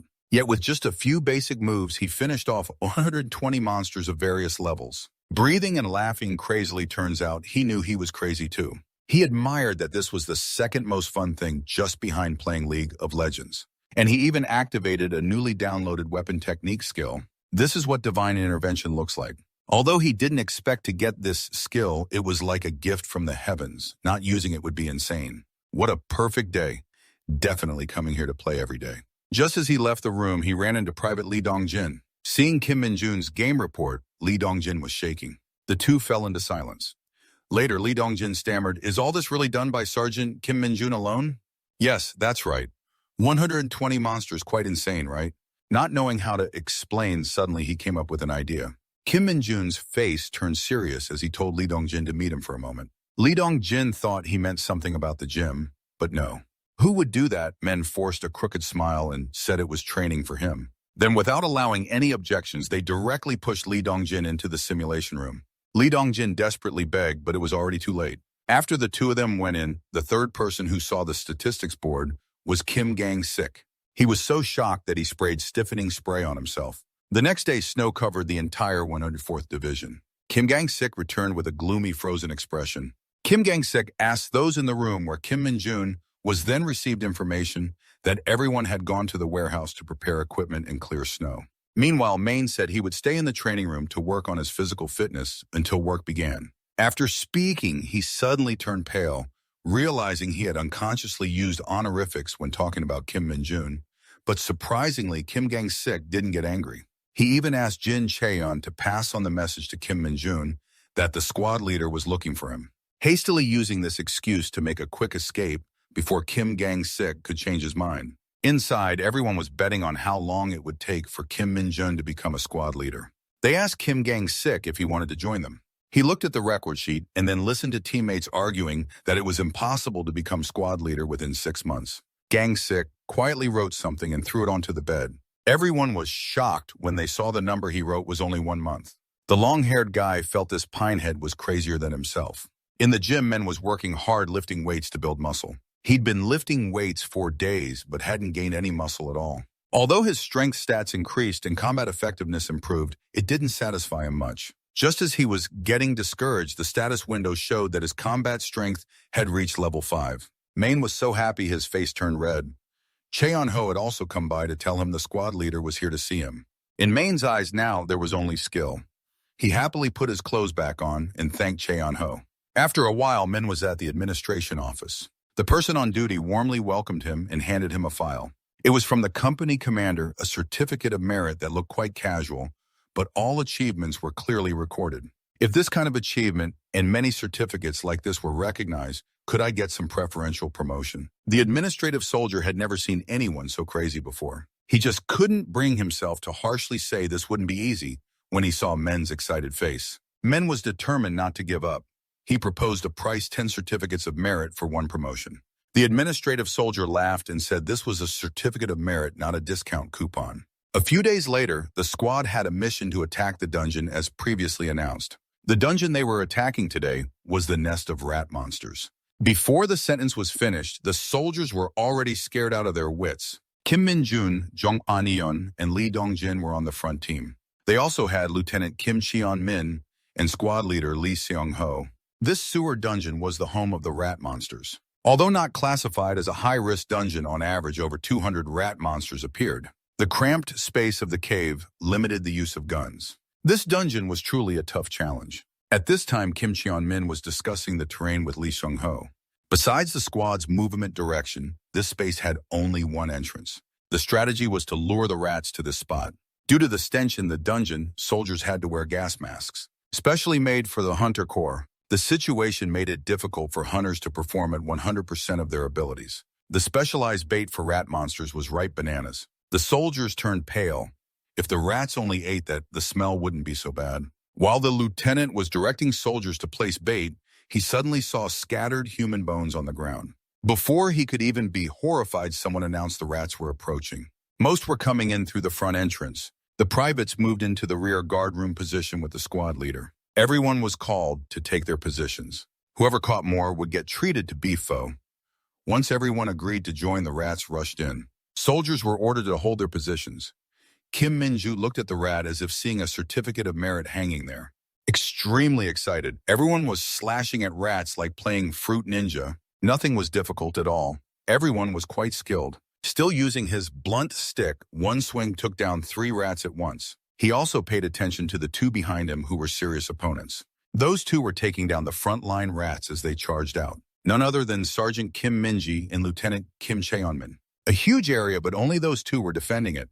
No wonder rank is not easy to achieve. Lee Dong-jin was now slashing at rats more decisively. Yesterday's training showed real improvement. When one side called for backup, men immediately volunteered. Kim Gang-shik noticed and watched him. Then he swung his sword, cutting a rat in half in the rear. A rat monster appeared. Some soldiers were sent there to defend, not to attack aggressively. The redhead happily swung his sword at the rats, glad to see their numbers dwindling. Right then, men caught a familiar scent. Because of the gas mask, he recognized it even more easily. He started looking around, then saw a crack rising right under a soldier's feet. They were coming from underground. He quickly shouted. Sure enough, just after he finished, boom, a column of energy shot up from the ground. The soldiers hurriedly dodged. What appeared was a huge irregular. This pile of bones was definitely its work, no doubt about it.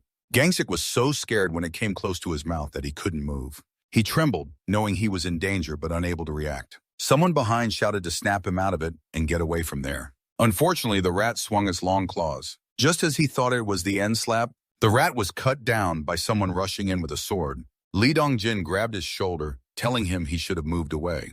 The enraged monster kept attacking. Just as the 2 seemed trapped under its huge claws, Kim Min-jun raised his shield toward its wild eyes and unusual strength. This time it was also dark energy. He landed right on its head. After finishing, he gave Lee Dong-jin a thumbs up. But the real battle was just beginning. Kim Min-jun was ordered to retreat so the squad leaders could join in and respond at the position. But he ignored that. The rat used its dark energy to make rocks fall inside the cave, preventing the warriors from getting close. But this actually worked to our advantage. Just as I feared, someone would see this. Men then kicked it hard. The rat retreated in pain and attacked with a sonic wave. Men cleverly used his shield to block it, then charged forward and punched it square in the face. Just fought face to face until the rat was completely unconscious. He then absorbed its dark energy. Dark energy level increased by 1. That's some value. When they exited the dungeon, the privates were happily joking around. A squad leader called the higher-ups to report the situation, and the squad member was the one who subdued this mutant monster. Meanwhile, Men was sniffing himself and had to turn pale from the terrible stench. At that moment, the long-haired man came over and patted Men's stomach, praising him. From mosquitoes to monsters, Men spared no one. Thanks to that, they were still alive.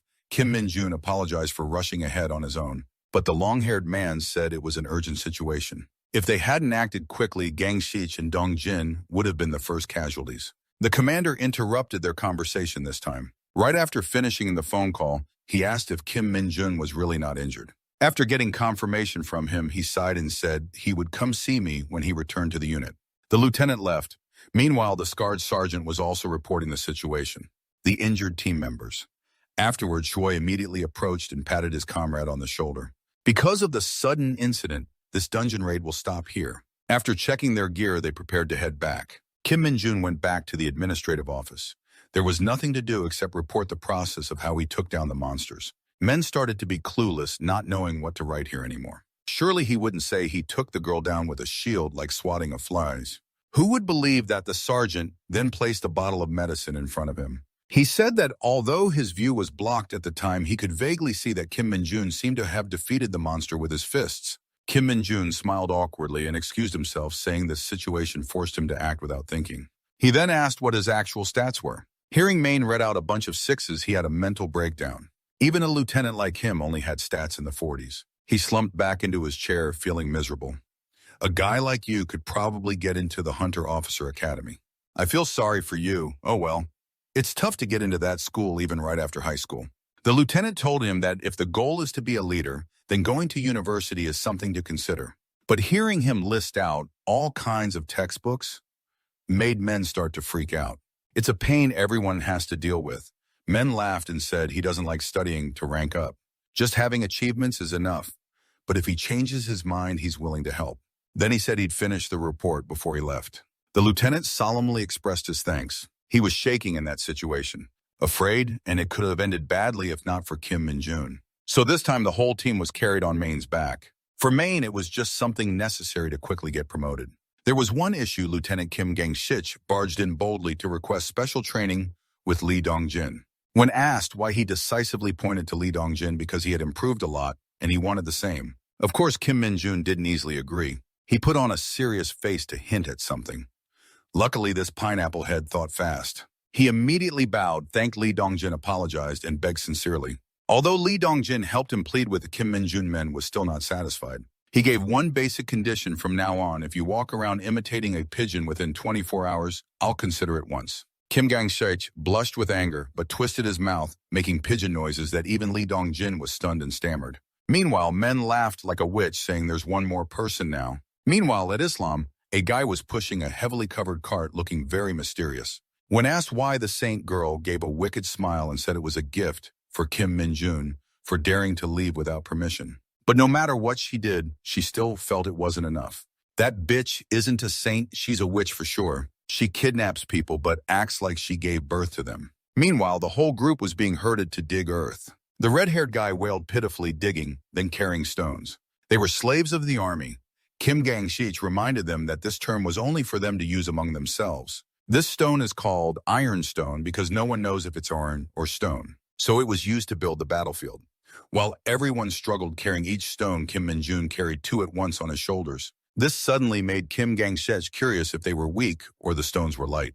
But that wasn't the end. Next time he carried 4 stones at once. After moving the stones, everyone got a 10-minute break. The scarred sergeant approached the squad leader to ask about the empty dungeon appearing in the 104th Division.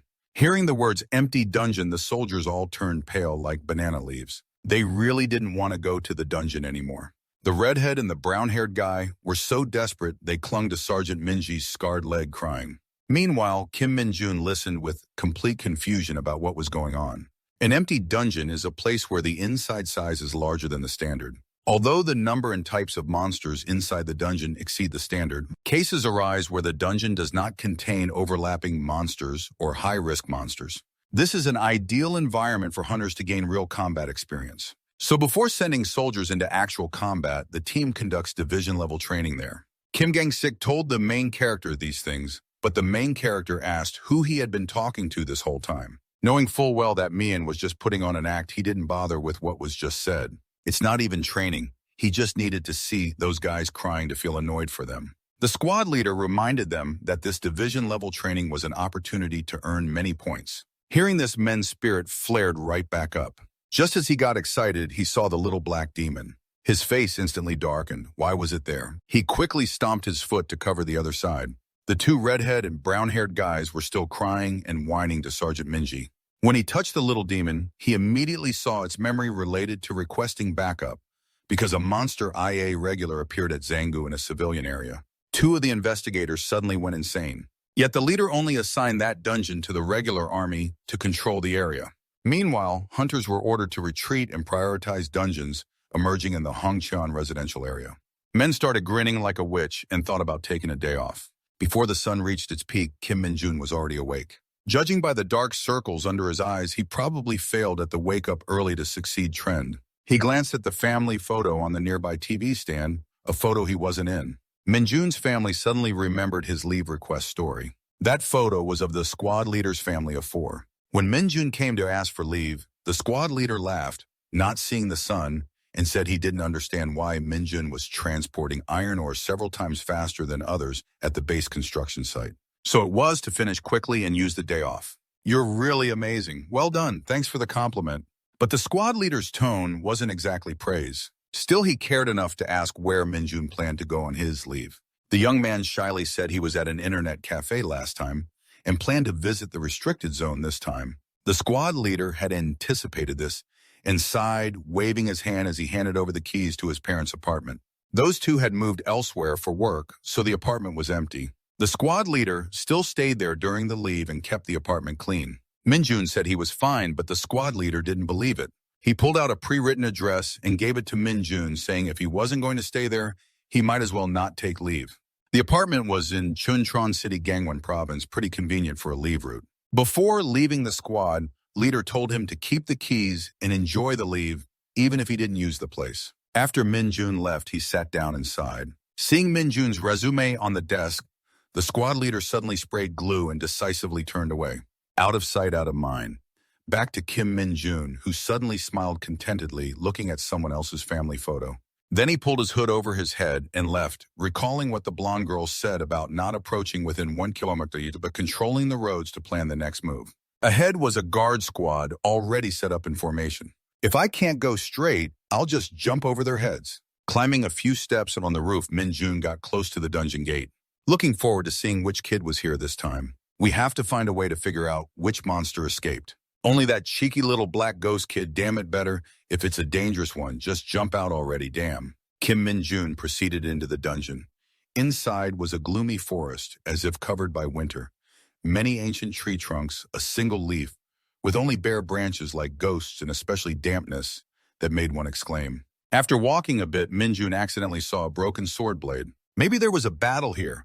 Hey, some demon over there is too obvious, so just jump out already. I'm too used to sniffing out monsters with all my senses, so no need to hide in a person's squatting site.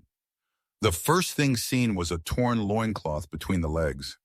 Dark purple eyes full of demonic energy, long fangs sticking out and preventing the mouth from closing tightly. The one coming as a goblin, damn disappointing. Why not Lady Ban? But why is this short demon so big? To face this guy, the investigation team must have struggled hard just to survive and return. This one's fat, but can jump high. I wonder if it trained the 9-yin white bone claw because its claw strike is pretty fierce, but unfortunately it's not enough to threaten Minjun. He reacted like lightning, dodged cleanly, then threw a stunning punch. In the blink of an eye, the energy glow almost reached the sky and surprised no teeth were broken. This demon even took the chance to bite once with its mouth open, but got immediately kicked by Minjun's leg. The lower jaw pressed tightly against the upper jaw. If you act cocky, don't ask why you end up eating shit, got it? Minjun landed and exclaimed, really a tough bastard. How can he endure my punch? That kick made the goblin drop quite a few things, but didn't reduce its fierce fighting spirit. The green demon lunged again trying to bite, but every time it meets Minjun, it always misses. By the way, watch your feet, sweetheart. I added some rotten skill to soften the ground there for you. Stuck in the mud. Then condolences because I'm not waiting anymore. I'm coming to punch you with a storm of straight punches to your face. But this one's still pretty tough. Just stop biting people. Another punch aiming for the gap on the goblin's body, but it bent its arm to block. Minjun paused for half a second, got scratched by the demon's other hand. Then it lowered its arm to reveal the gap again. But by then, Minjun had already been pushed away and landed not far off. Seeing the torn shirt and the broken sword nearby, Minjun picked it up. The guys I've met since coming back were all as weak as ants, but you're more like a Y-shaped horned beetle, real mouthy and hard to beat. The goblin opened its mouth to hiss a long sound, then swung another 9-yin white bone claw, this time aiming straight at Minjun's handsome but trouble-filled face. No matter how you are, a bug is still a bug. You crazy little brat. What's your plan now? Kim Minjun's aura rose sharply, yelling angrily. My new shirt. Then he stabbed his sword deep into the gap on the demon's body. It let out a long scream, lost control, and collapsed. Kim Minjun wasn't done yet. He snapped his leg for a textbook perfect kick, crushing the rebellious demon's head and ruining his new shirt. Of course, he didn't forget to collect the demonic energy. This one actually had a pretty high demonic energy, stat increasing 3 times in a row. Thanks to that energy, the dark arrow skill unlocked night. Movement skill was enhanced, and the basic swordsmanship skill was formed. Not bad look at this stat sheet, full of great numbers. Dark arrow skill 11. He consumes demonic energy and shoots an invisible arrow to the target. Basic swordsmanship level E significantly increases weapon proficiency with swords and blades. Kim Minjun laughed uncontrollably at the ranged attack skill. But why is basic swordsmanship here too? Could it be from that critical punch just now? Anyway, it's a lucky break from heaven. If you don't eat it, you're wasting a gift. Come to think of it, the goblin was already injured before meeting Minjun. I wonder what that shiny thing just now was. Let's cut it open and see. Looking at the thing in his hand, Minjun was surprised. A sharp metal fragment of unclear shape, maybe the tip of an arrow or a broken blade. Not sure if it was stabbed by a hunter from the investigation team, but it looked familiar, like he'd seen it somewhere but couldn't recall where. Just then, 3 goblins appeared right behind Minjun. I also wanted to try out my new skill, so let me stash this loot first, then I'll join you guys. Hurry over here. The 3 goblins were grinding their teeth in anger when they saw their comrades over there. Minjun is ready on this side, two guns in hand, not afraid of anything. Let's see what the power of this E-level skill looks like. As soon as he finished speaking, 2 streams of dark magic blasted out at the speed of light, with the force of a nuclear missile wiping out the 2 demons on either side in an instant. Kim Minjun grew even more fired up.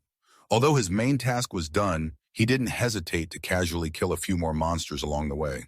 The remaining goblin was so terrified that its vision blurred, with Kim Minjun's trademark sinister smile threatening it.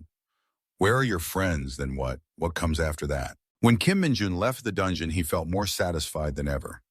The dungeon was cleared now. It was time to go back and play League of Legends. In a flash, it was time to return to the army. Today, there was another field exercise. The whole squad was marching across an open field, and few were excited about the trip.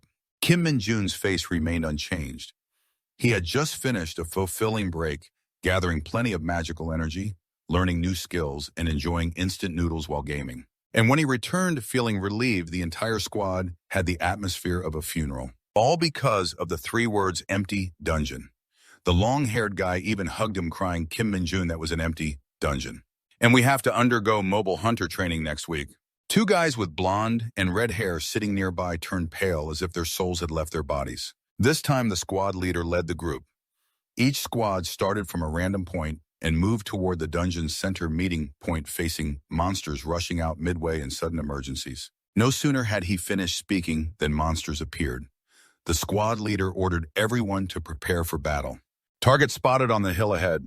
Everyone had been sluggish before, but now everyone was deadly serious. Only Nam kept smiling like it was harvest season. This is what practical training at the division level looks like. From the hill, a swarm of perfectly round balls with sharp spikes rolled down at breakneck speed. They were called Dakbon. The whole team was instructed to load and prepare to aim. Kim Minjun laughed so hard his expression almost slipped off his face because this training was so much fun. Just as predicted, the order to fire rang out and everyone opened fire simultaneously. These black balls looked tough despite their size. The scar-faced sergeant shouted warnings. Dakbon have thick skin and extremely high elasticity, so they're hard to suppress with close-range weapons. They must be dealt with before they get close. The whole team kept firing, but these guys rolled fast. Since they got close, it was time to switch to close combat.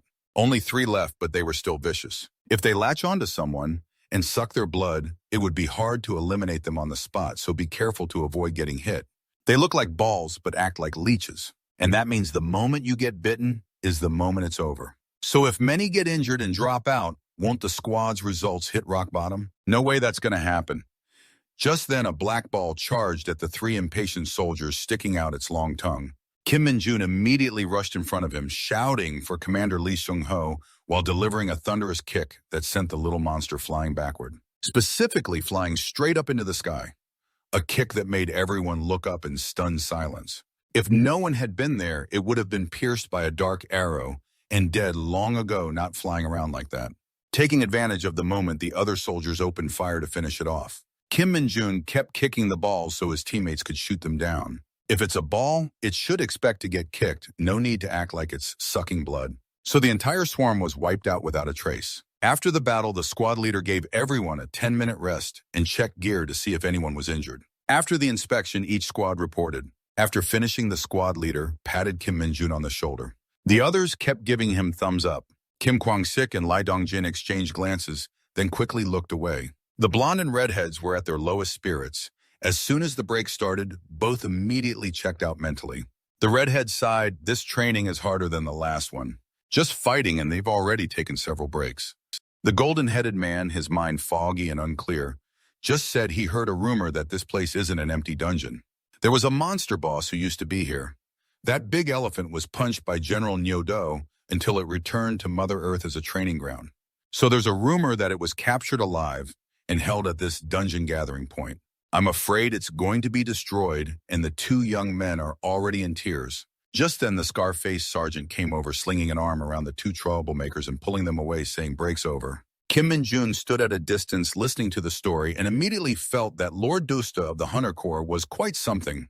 The whole group set off together. The two troublemakers kept loudly crying out for help. At that moment, the squad leader stopped the entire group. He had seen something and suddenly became very alarmed. The whole team looked on wide-eyed and puzzled. Even Kim Min-jun was stunned. The person sitting in the middle of the road wearing a wounded sign was none other than Dusta. But if he's injured, why is he smiling so brightly? Meanwhile, in another land, an old man with white hair and beard was smoking when a young man wearing a steel helmet approached. The old man didn't need the other to speak. He already knew the young man had broken his sword because he was used to it. Moreover, since the young man was supporting that woman, that's why it ended up like this. So the old man didn't mind. Still, the enemy, this bad is a bit much, and this chipped part looks familiar. In another development at the dungeon's central gathering point, the military set up a series of tents on land, already surrounded by concrete fences with barbed wire. There were also a large truck and a small truck parked there. A closed-door meeting was taking place among the leaders. One person scrolling on a tablet said, "I told you there have never been this many monsters before." This person was Colonel Gao Dong Treo, commander of the 104th Division, 3rd Battalion. "I mean, we shouldn't let any incidents happen." The plump-headed old man laughed. Without seeing the sun, it seems the division commander thinks the average combat ability of the division is steadily declining, huh? He was Colonel Jeon Sung-yeon, commander of the 104th Division, 1st Battalion. Of course, Colonel Gay and Kan didn't mean that. Dong Treo even felt the pressure wasn't that much. Just then, Colonel Lee Jun-bel of the 104th Division, 2nd Battalion, entered through the door. His face was as gloomy as if he'd lost his ration book. He greeted and asked if anyone had seen the division commander. "What's this?" a loud, terrifying scream echoed. The carefree, plump man clasped his hands behind his head, leaning back comfortably and laughing. "Now you know what kind of person he is." No one can stop him, right? Even so, why would he suddenly join the training? Jun-bel still couldn't believe it. On top of that, the division commander chose this exact place to come. A female leader pushing up her glasses like Conan but solving no murders, simply reported the division commander's words before he escaped. "There's one soldier I want to observe closely." At this time, the terrifying division commander was playing the role of the wounded, sitting in the middle of the road, smiling like a ghost. He must be playing the role of someone with psychological trauma. Seeing the division commander, the whole squad went blank. No one said a word. The most shocked person now was the squad leader. He was completely frozen. The scar-faced sergeant behind called out but got no response. The squad leader was thinking about the mission to transport the wounded, but carrying that wounded shoulder was exhausting beyond belief. The director also told them that someone from the division command would participate, but he didn't say that person was Dusta of the Hunter Corps, aka the division commander. Damn, the squad leader was so scared he lost control of his expression, while the wounded man was like a tiger. Luckily, this guy's main profession is division commander, and his side job is actor, so he's determined to play his role to the end. Dusta raised his roll card and smiled. "Please, platoon leader, pay more attention to me. Look at that face. This is why acting is my side job."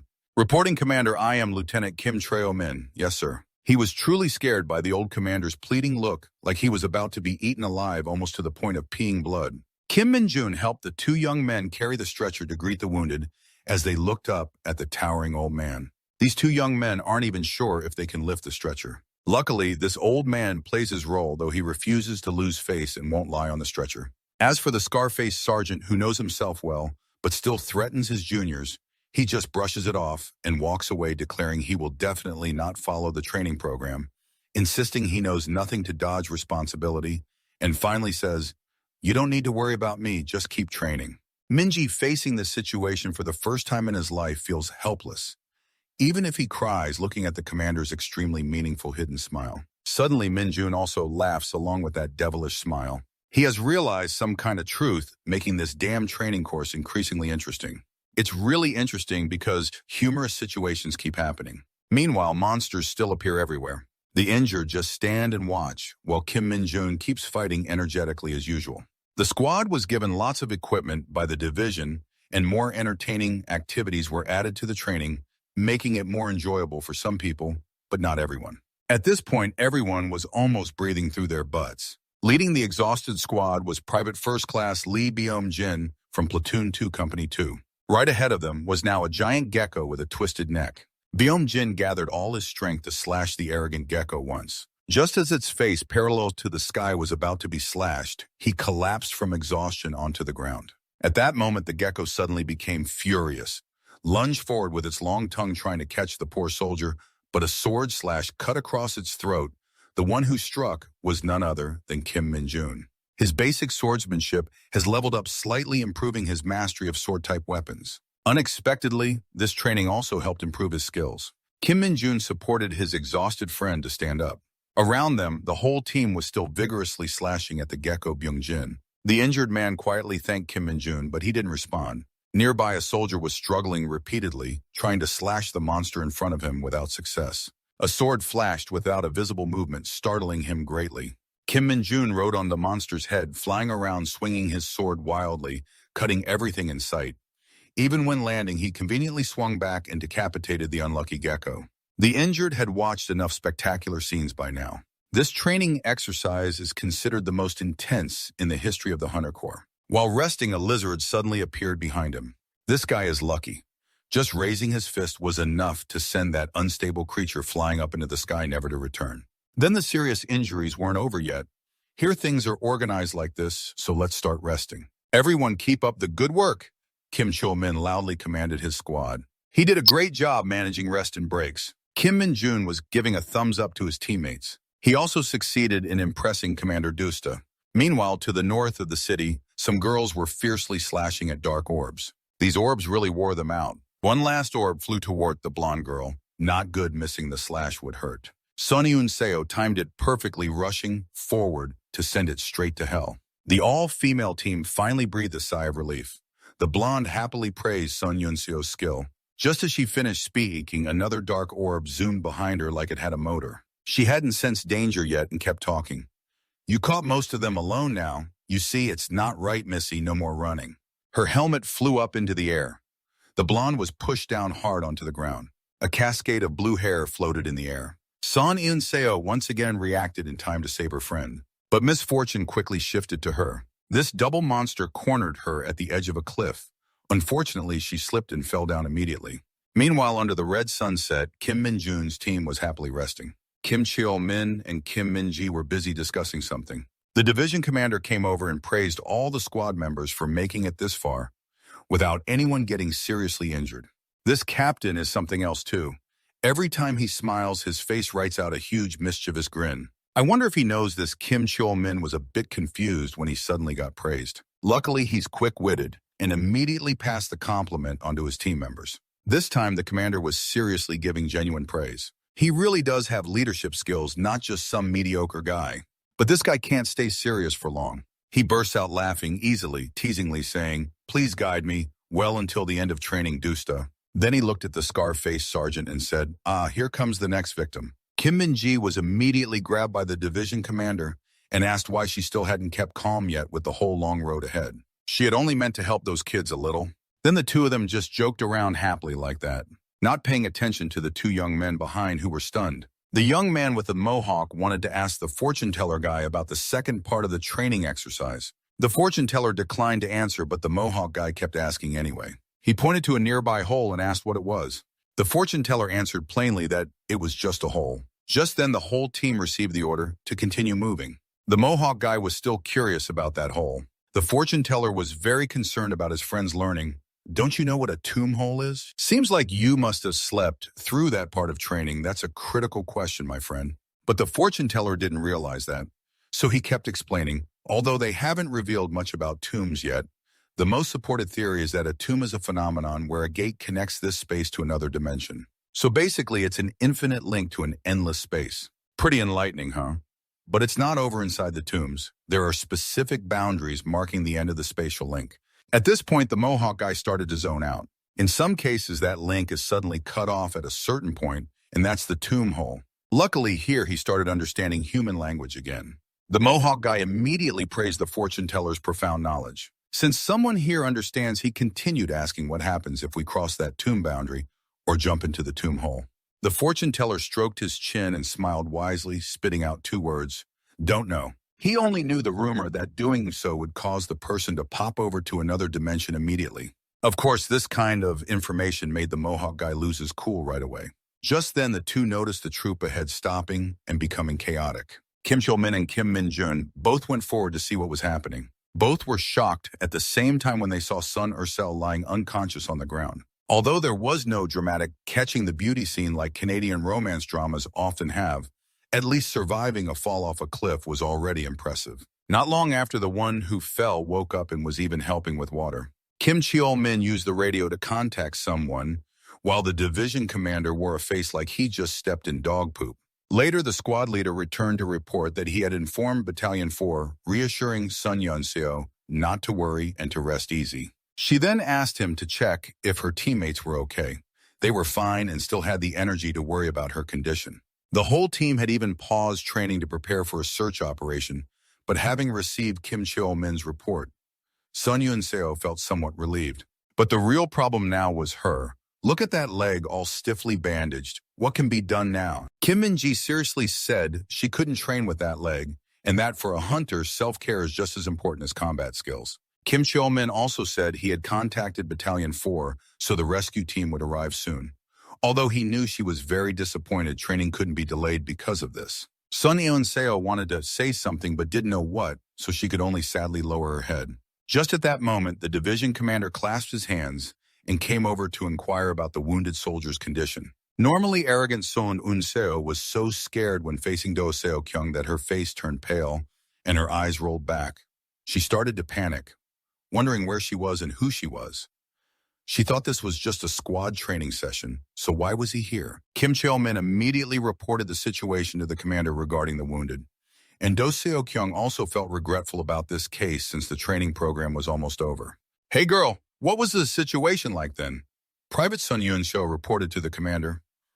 "While fighting the monsters, I fell onto a rock and lost consciousness. When I opened my eyes, I was already here. You fell into the tomb boundary, or maybe it was a tomb pit.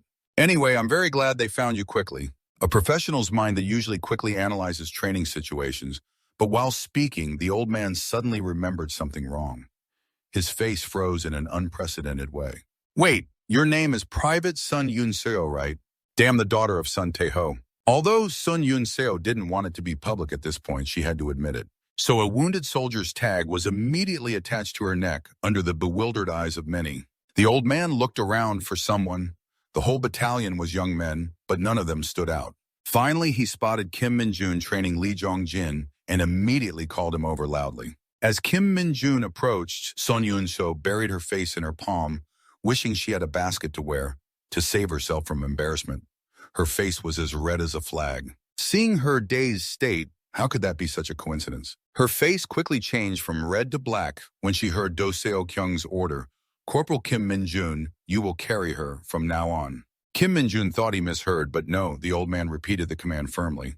While he looked at her, he was about to go crazy over Sun Yun-seo being the daughter of Sun Tae-ho.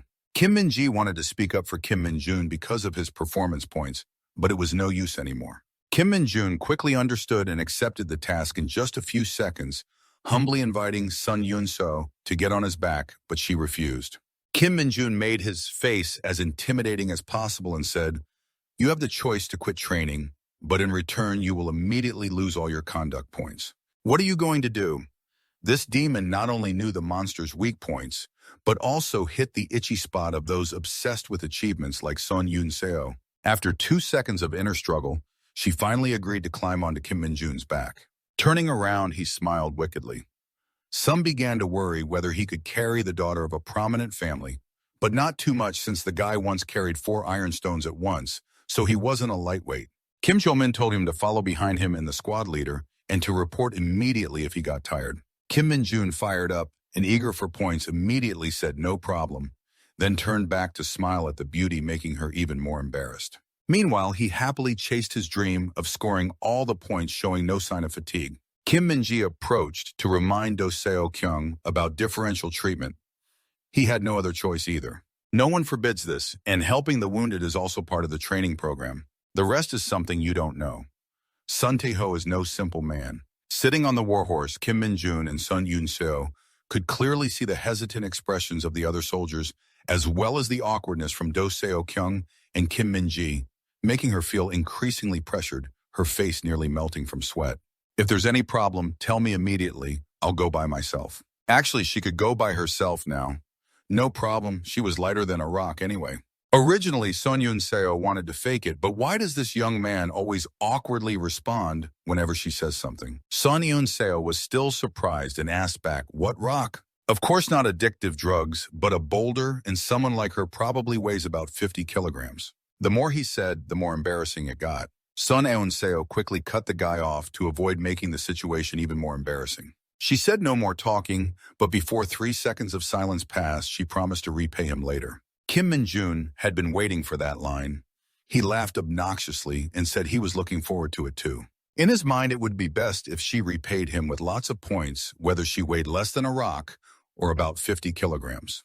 Please be quiet. Truly a dead-end enemy, always bickering whenever they open their mouths.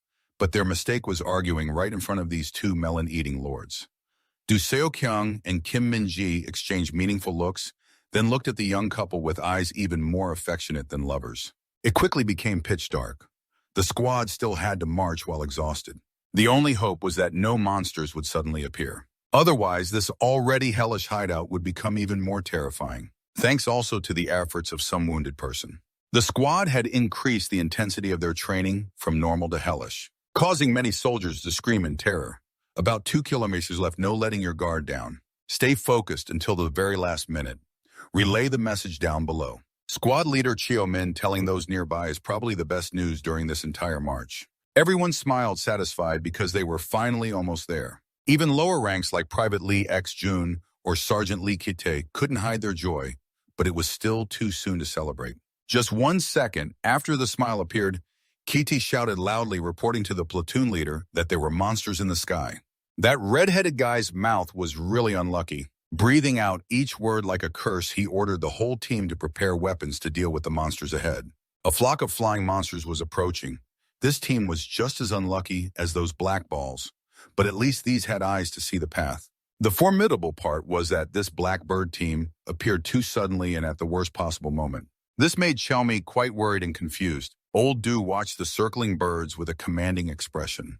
They had come this far with a real wounded soldier, but in the end, luck didn't favor them. The blackbirds were small monsters about the size of a parrot, but their teeth and claws were sharp enough to tear flesh. Of course, demon hunters don't get taken out by monsters like these, but under current conditions, they were truly formidable foes.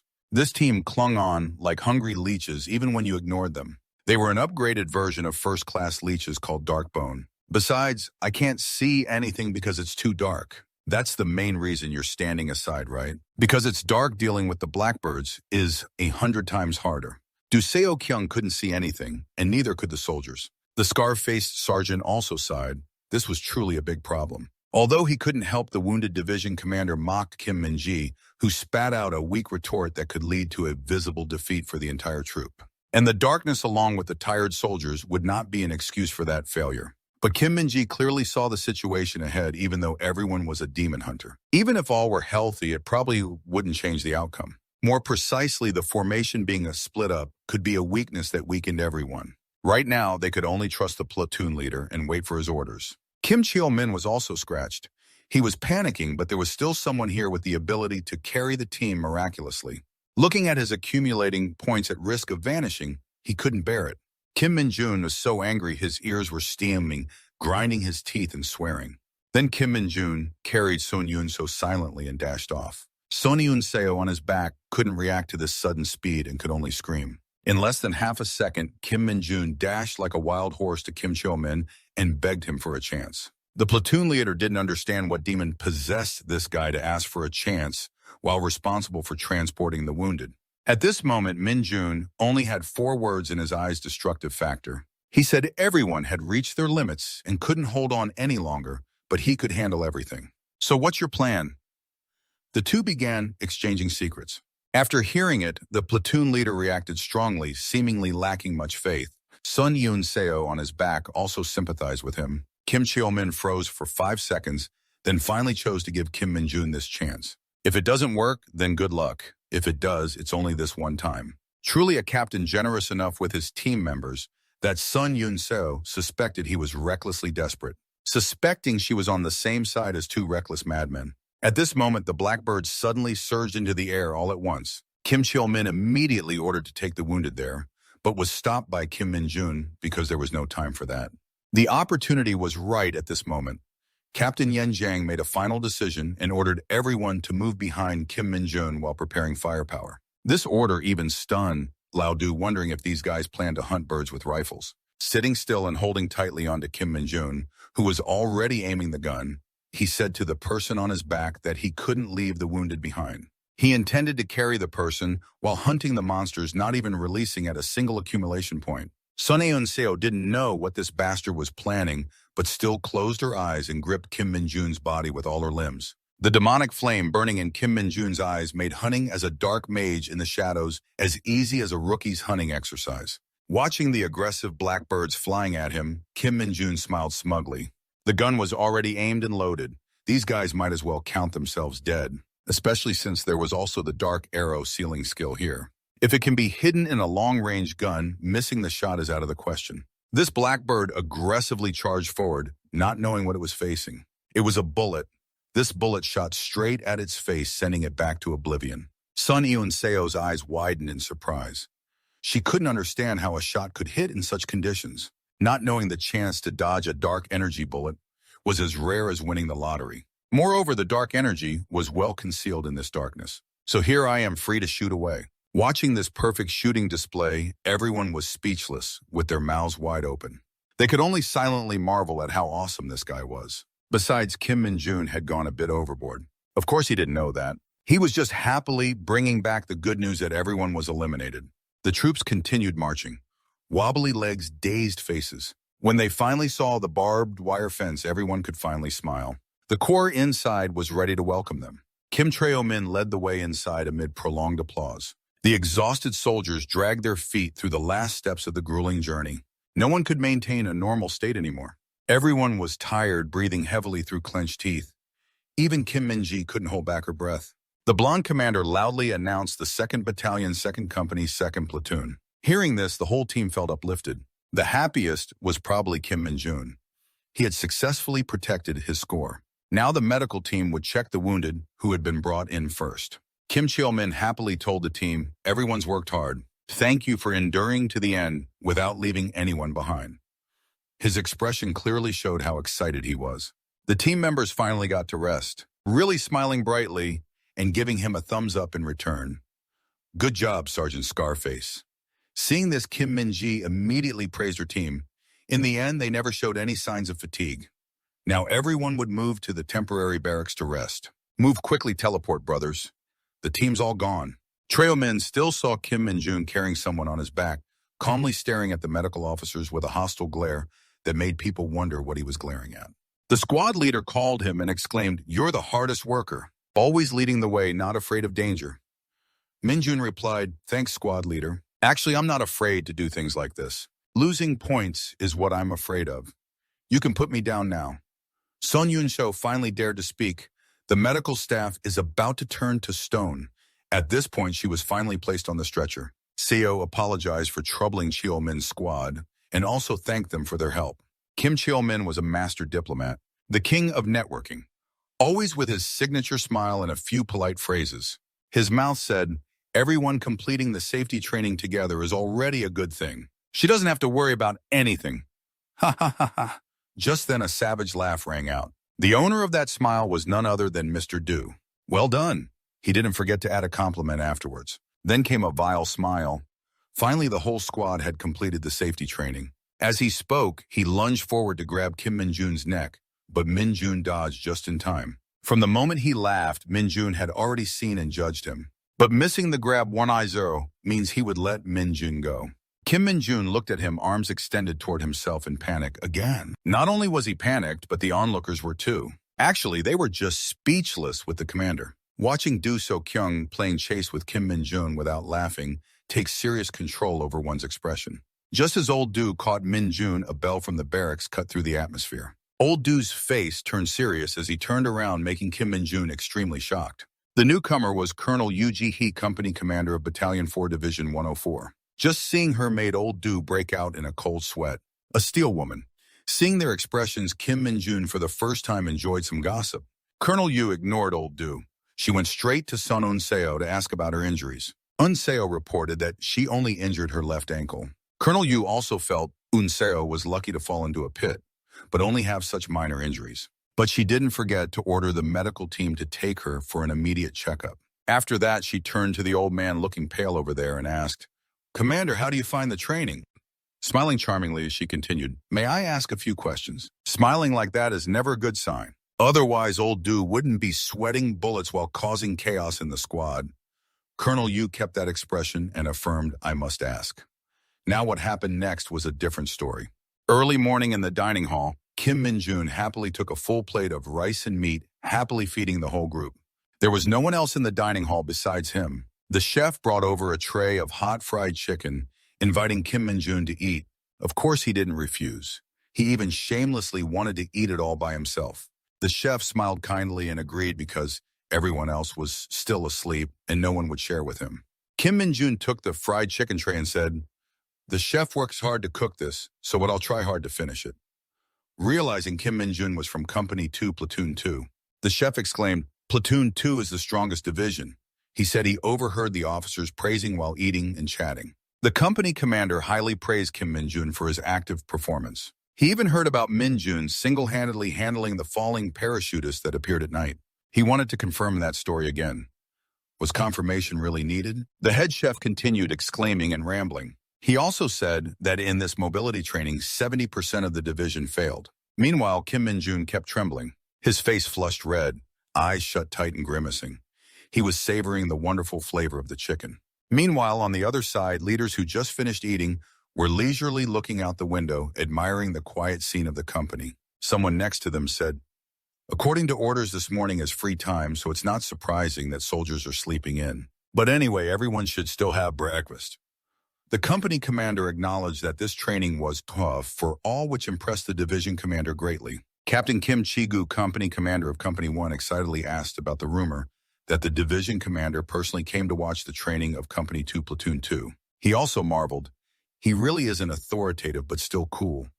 Just as he said this, he saw the two people beside him's faces drop straight down the abyss. The person walking outside even looked at him with a judging gaze. Kim Chi-gu thought he said something wrong, but he hadn't. They were just reminiscing about when the squad leader was really cool in the past. He was scolded by the commander of Battalion 4 like a slap in the face, but he only dared to sulk and couldn't say anything. And people say it's true. No arguing can win, you just have to take it. The other leaders also raised both hands in support of Mrs. Du. Moreover, Mrs. Du is a formidable person. She's very tough. Even the company commander is afraid of her. But on the other hand, if it weren't for Kim Min Jun this time, the situation would probably be even worse. Kim Min Jun not only has overwhelming achievements, but was also praised in front of the division commander. Because of that, the company commander suddenly found the upcoming monthly meeting something to look forward to. Meanwhile, at the 104th Division headquarters, old Du was sitting reviewing documents. While Mrs. Du was calmly sitting and drinking tea, the schedule for arranging the dungeon is enough for now. Private Sun Un-seo, how is he? Eugenia put the teacup down and said he didn't have any broken bones, his recovery was good, and he could finish therapy tomorrow and return to duty. Just like her father, old Du sighed. Just as he finished speaking, the phone rang. Old Du answered and immediately heard shouting on the other end. Old Du turned his hat around, not remembering who was so rude to him. He turned his hat, already forgetting my voice. "Damn this phone number! Let's fight it out." The person on the other end was none other than Major General Sun Tae-ho, a.k.a. the father of Sun Un-seo, commander of the 107th Division. He was sitting heavily at old Du's desk, his whole body tense, signaling a storm was about to come. It seemed that General Sun was very angry, speaking without any respect. For someone like old Du, there was no way to let someone treat him like that. "What's up with that Sun Tae-ho calling me out of the blue? And why is he calling me that?" Old Du loudly protested, but since he really did turn his hat, why question it? But that's not the main issue. The main thing is that old Sun wanted to fight and was asking where would be convenient. Seoki-do sighed, holding his head and asked bluntly, Hey, old man, are you doing this because your daughter got hurt? Aren't you also a soldier and a general too?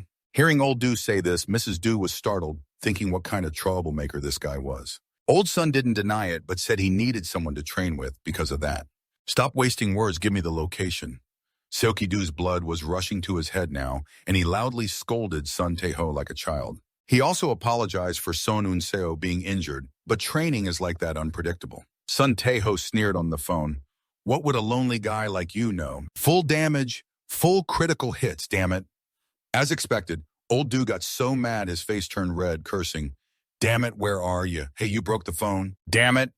Back then, the team leader didn't know the phone was broken, still raging and cursing, getting right under Sun Tae-ho's skin.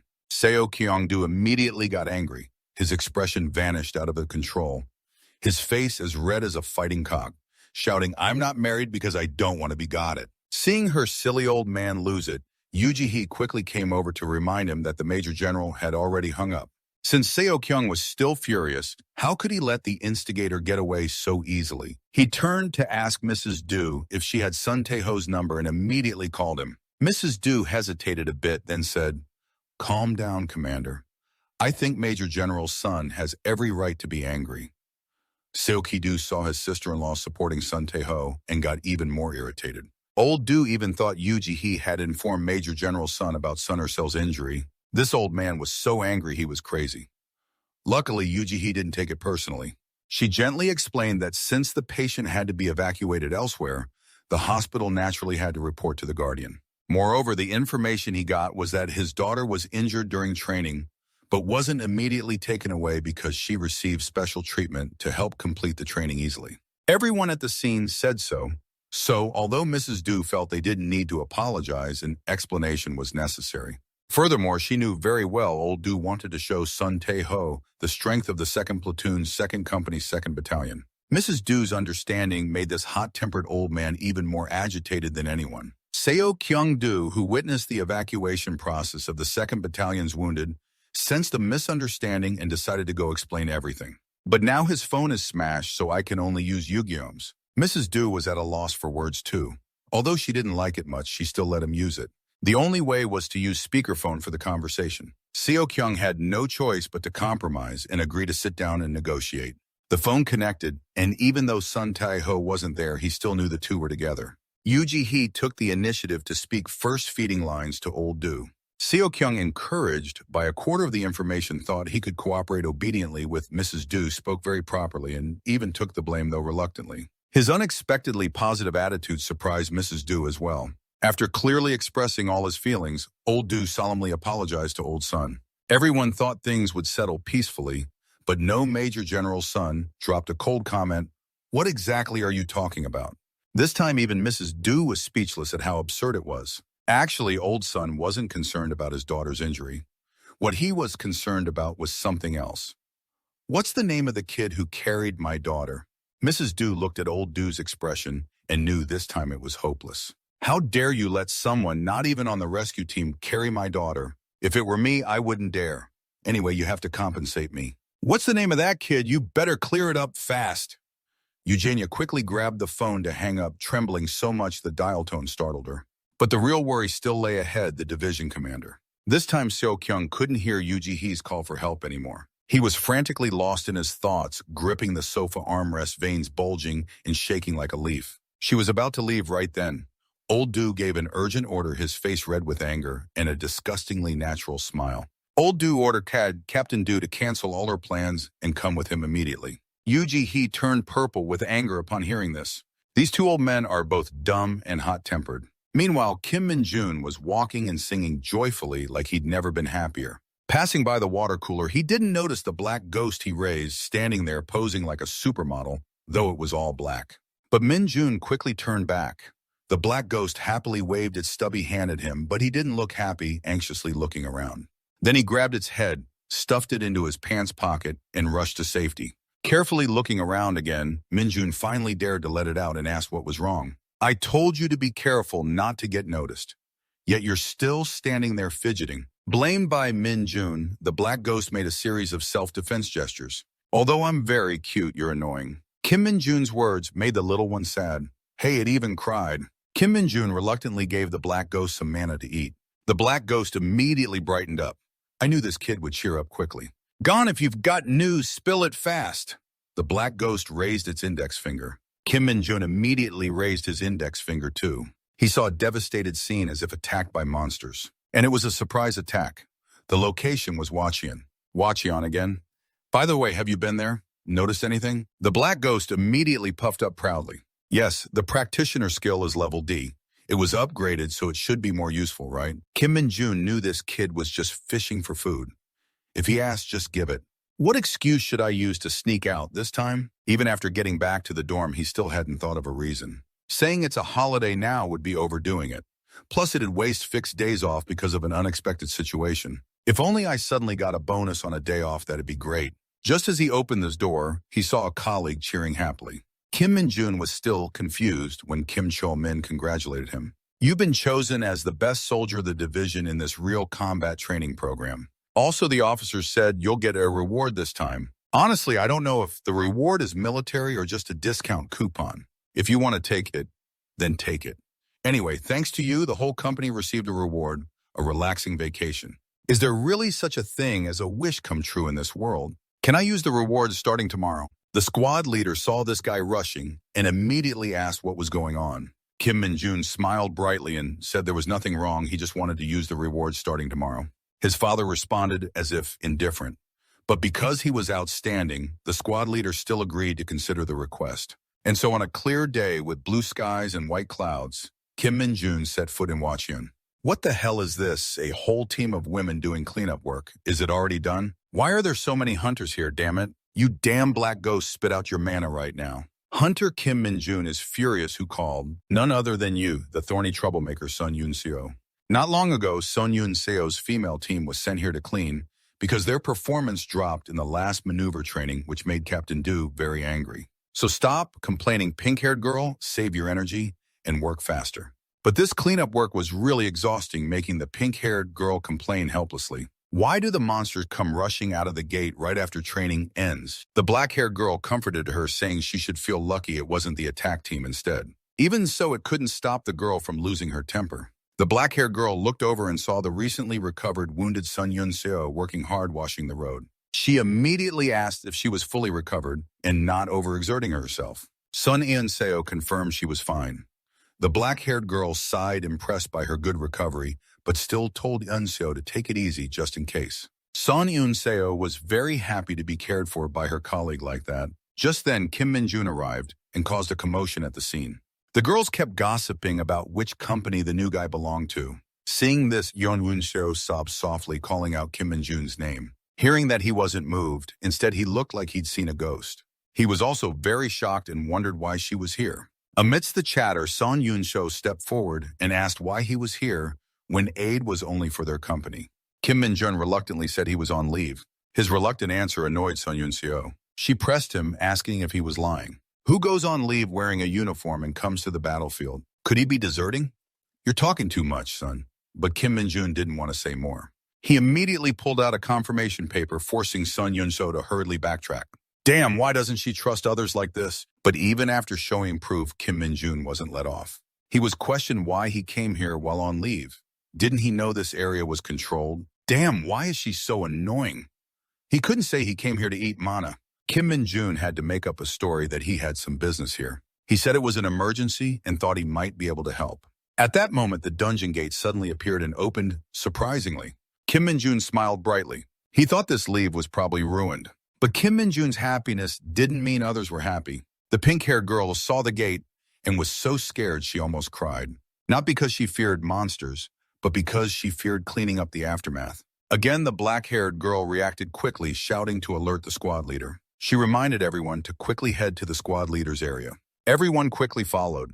Sun Yun-seo moved with the team, but still remembered to pull Kim Min-jun along. Of course he refused to go. Let's see what excuse he will come up with. Monsters might also rush out, so I'll stay to buy time. Sun Yun-seo disagreed loudly and urged him to get out of there quickly. But Kim Min-jun was very determined. The assault team has left this scene. If any monsters rush out, everyone will be in danger. He reasoned like that and assured that if he saw danger he couldn't handle, he would teleport faster than anyone else, so she didn't need to worry.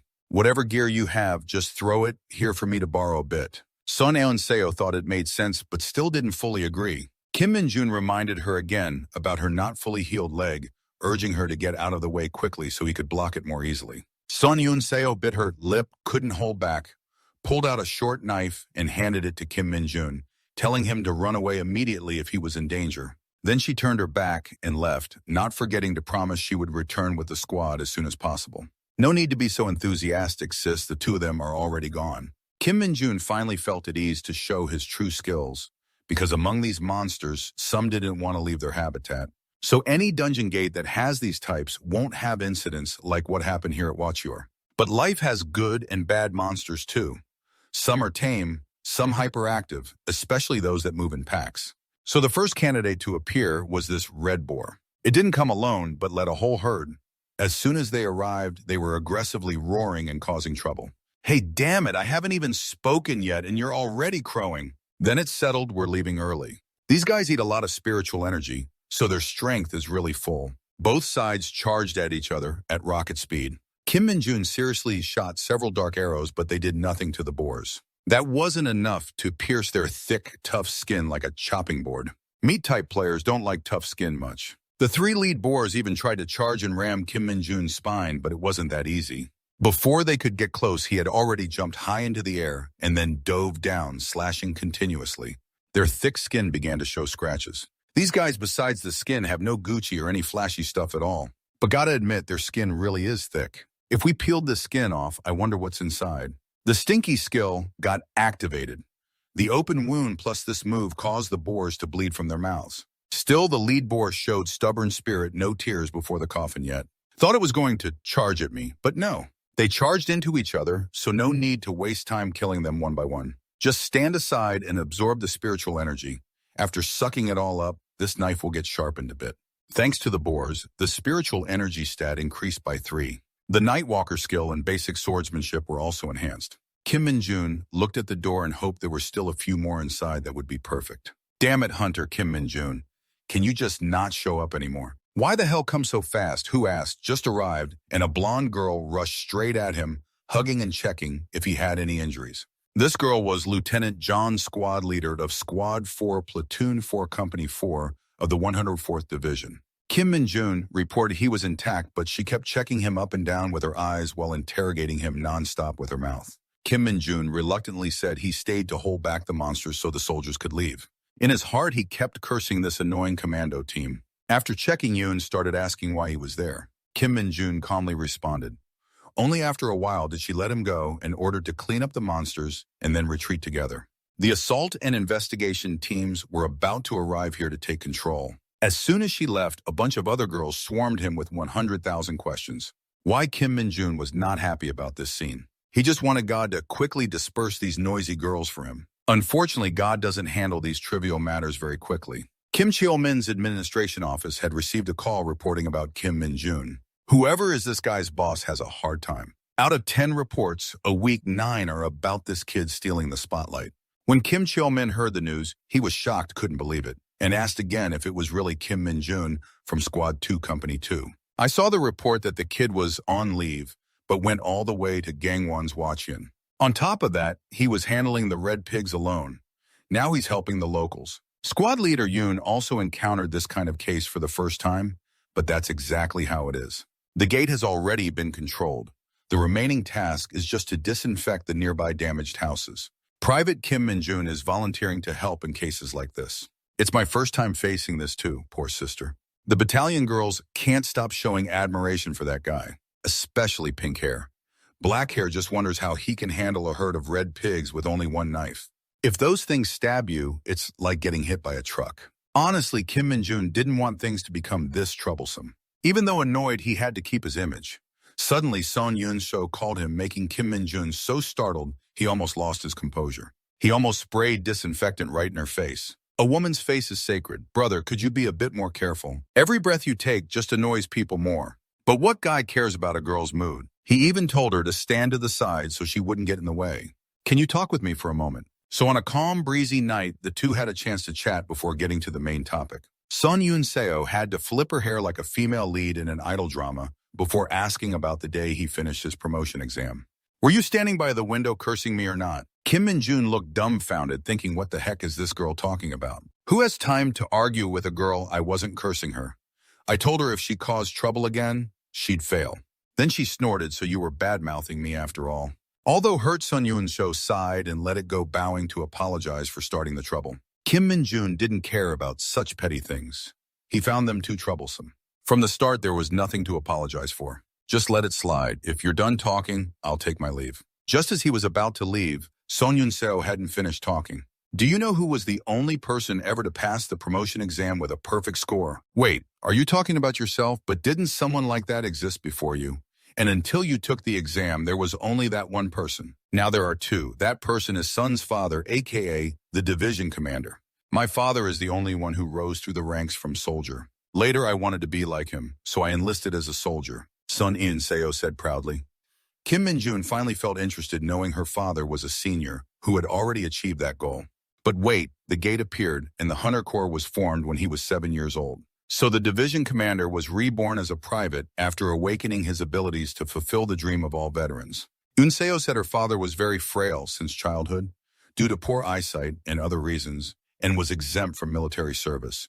But his awakened ability improved his physical capacity, and he voluntarily enlisted. Sun Tae-ho often told his daughter it was lucky his awakened ability helped him protect their small family. Hearing this and seeing Sun Yoon-seo's expression, Kim Min-jun became interested in meeting him if he ever had the chance. If the two meet, my father will surely be happy to meet Hunter Kim Min-jun. Yoon-seo smiled like a bright moon because her father especially favored strong soldiers. Meanwhile, at the 107th Division, specifically at the division headquarters, the Hunter's dedicated arena was hosting a fierce battle, not just martial arts, but also a war of words. Even the man outside, looking like the company commander of the 3rd Company of the 107th Division, Colonel Lee Sang-jin, was sweating profusely. Mrs. Du nearby just sighed. It's only one fight, but it seems even the arena is shaking, yet those two mouths never stop moving. Are you planning not to tell me the guy's name is Kim Min-jun? How would you know that name? Humph, you think. If you don't say it, I won't know. That guy must be extremely immature. So what are you planning to do? Why are you so worried? Then you have to do well. You say one thing, I say another. If you're still fighting now, it can only be the perfect duo, Do Seo-kyung and Sun Tae-ho. The two of them punched each other until neither could save face, yet they're still full of fighting spirit. Colonel Lee Sang-jin held his head in distress. At this rate, things aren't looking good. Can someone stop those two, please? Here comes Captain Yoo Ji-hee, who rushes right into the middle of the two men's punches, announcing time's up and requesting them to stop. The two old men reluctantly stopped, but their mouths kept running full throttle.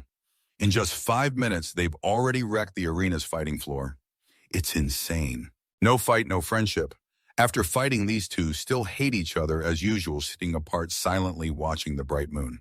Captain Du reports back to old Du that the Red Pig Gate has been taken care of and leaves. Only then does old Sun finally speak. So what's the real reason you came here? Something's going on, right? This guy sure knows how to read others well. I'm planning to promote that Kim Min-jun to sergeant. Old Sun immediately goes crazy again.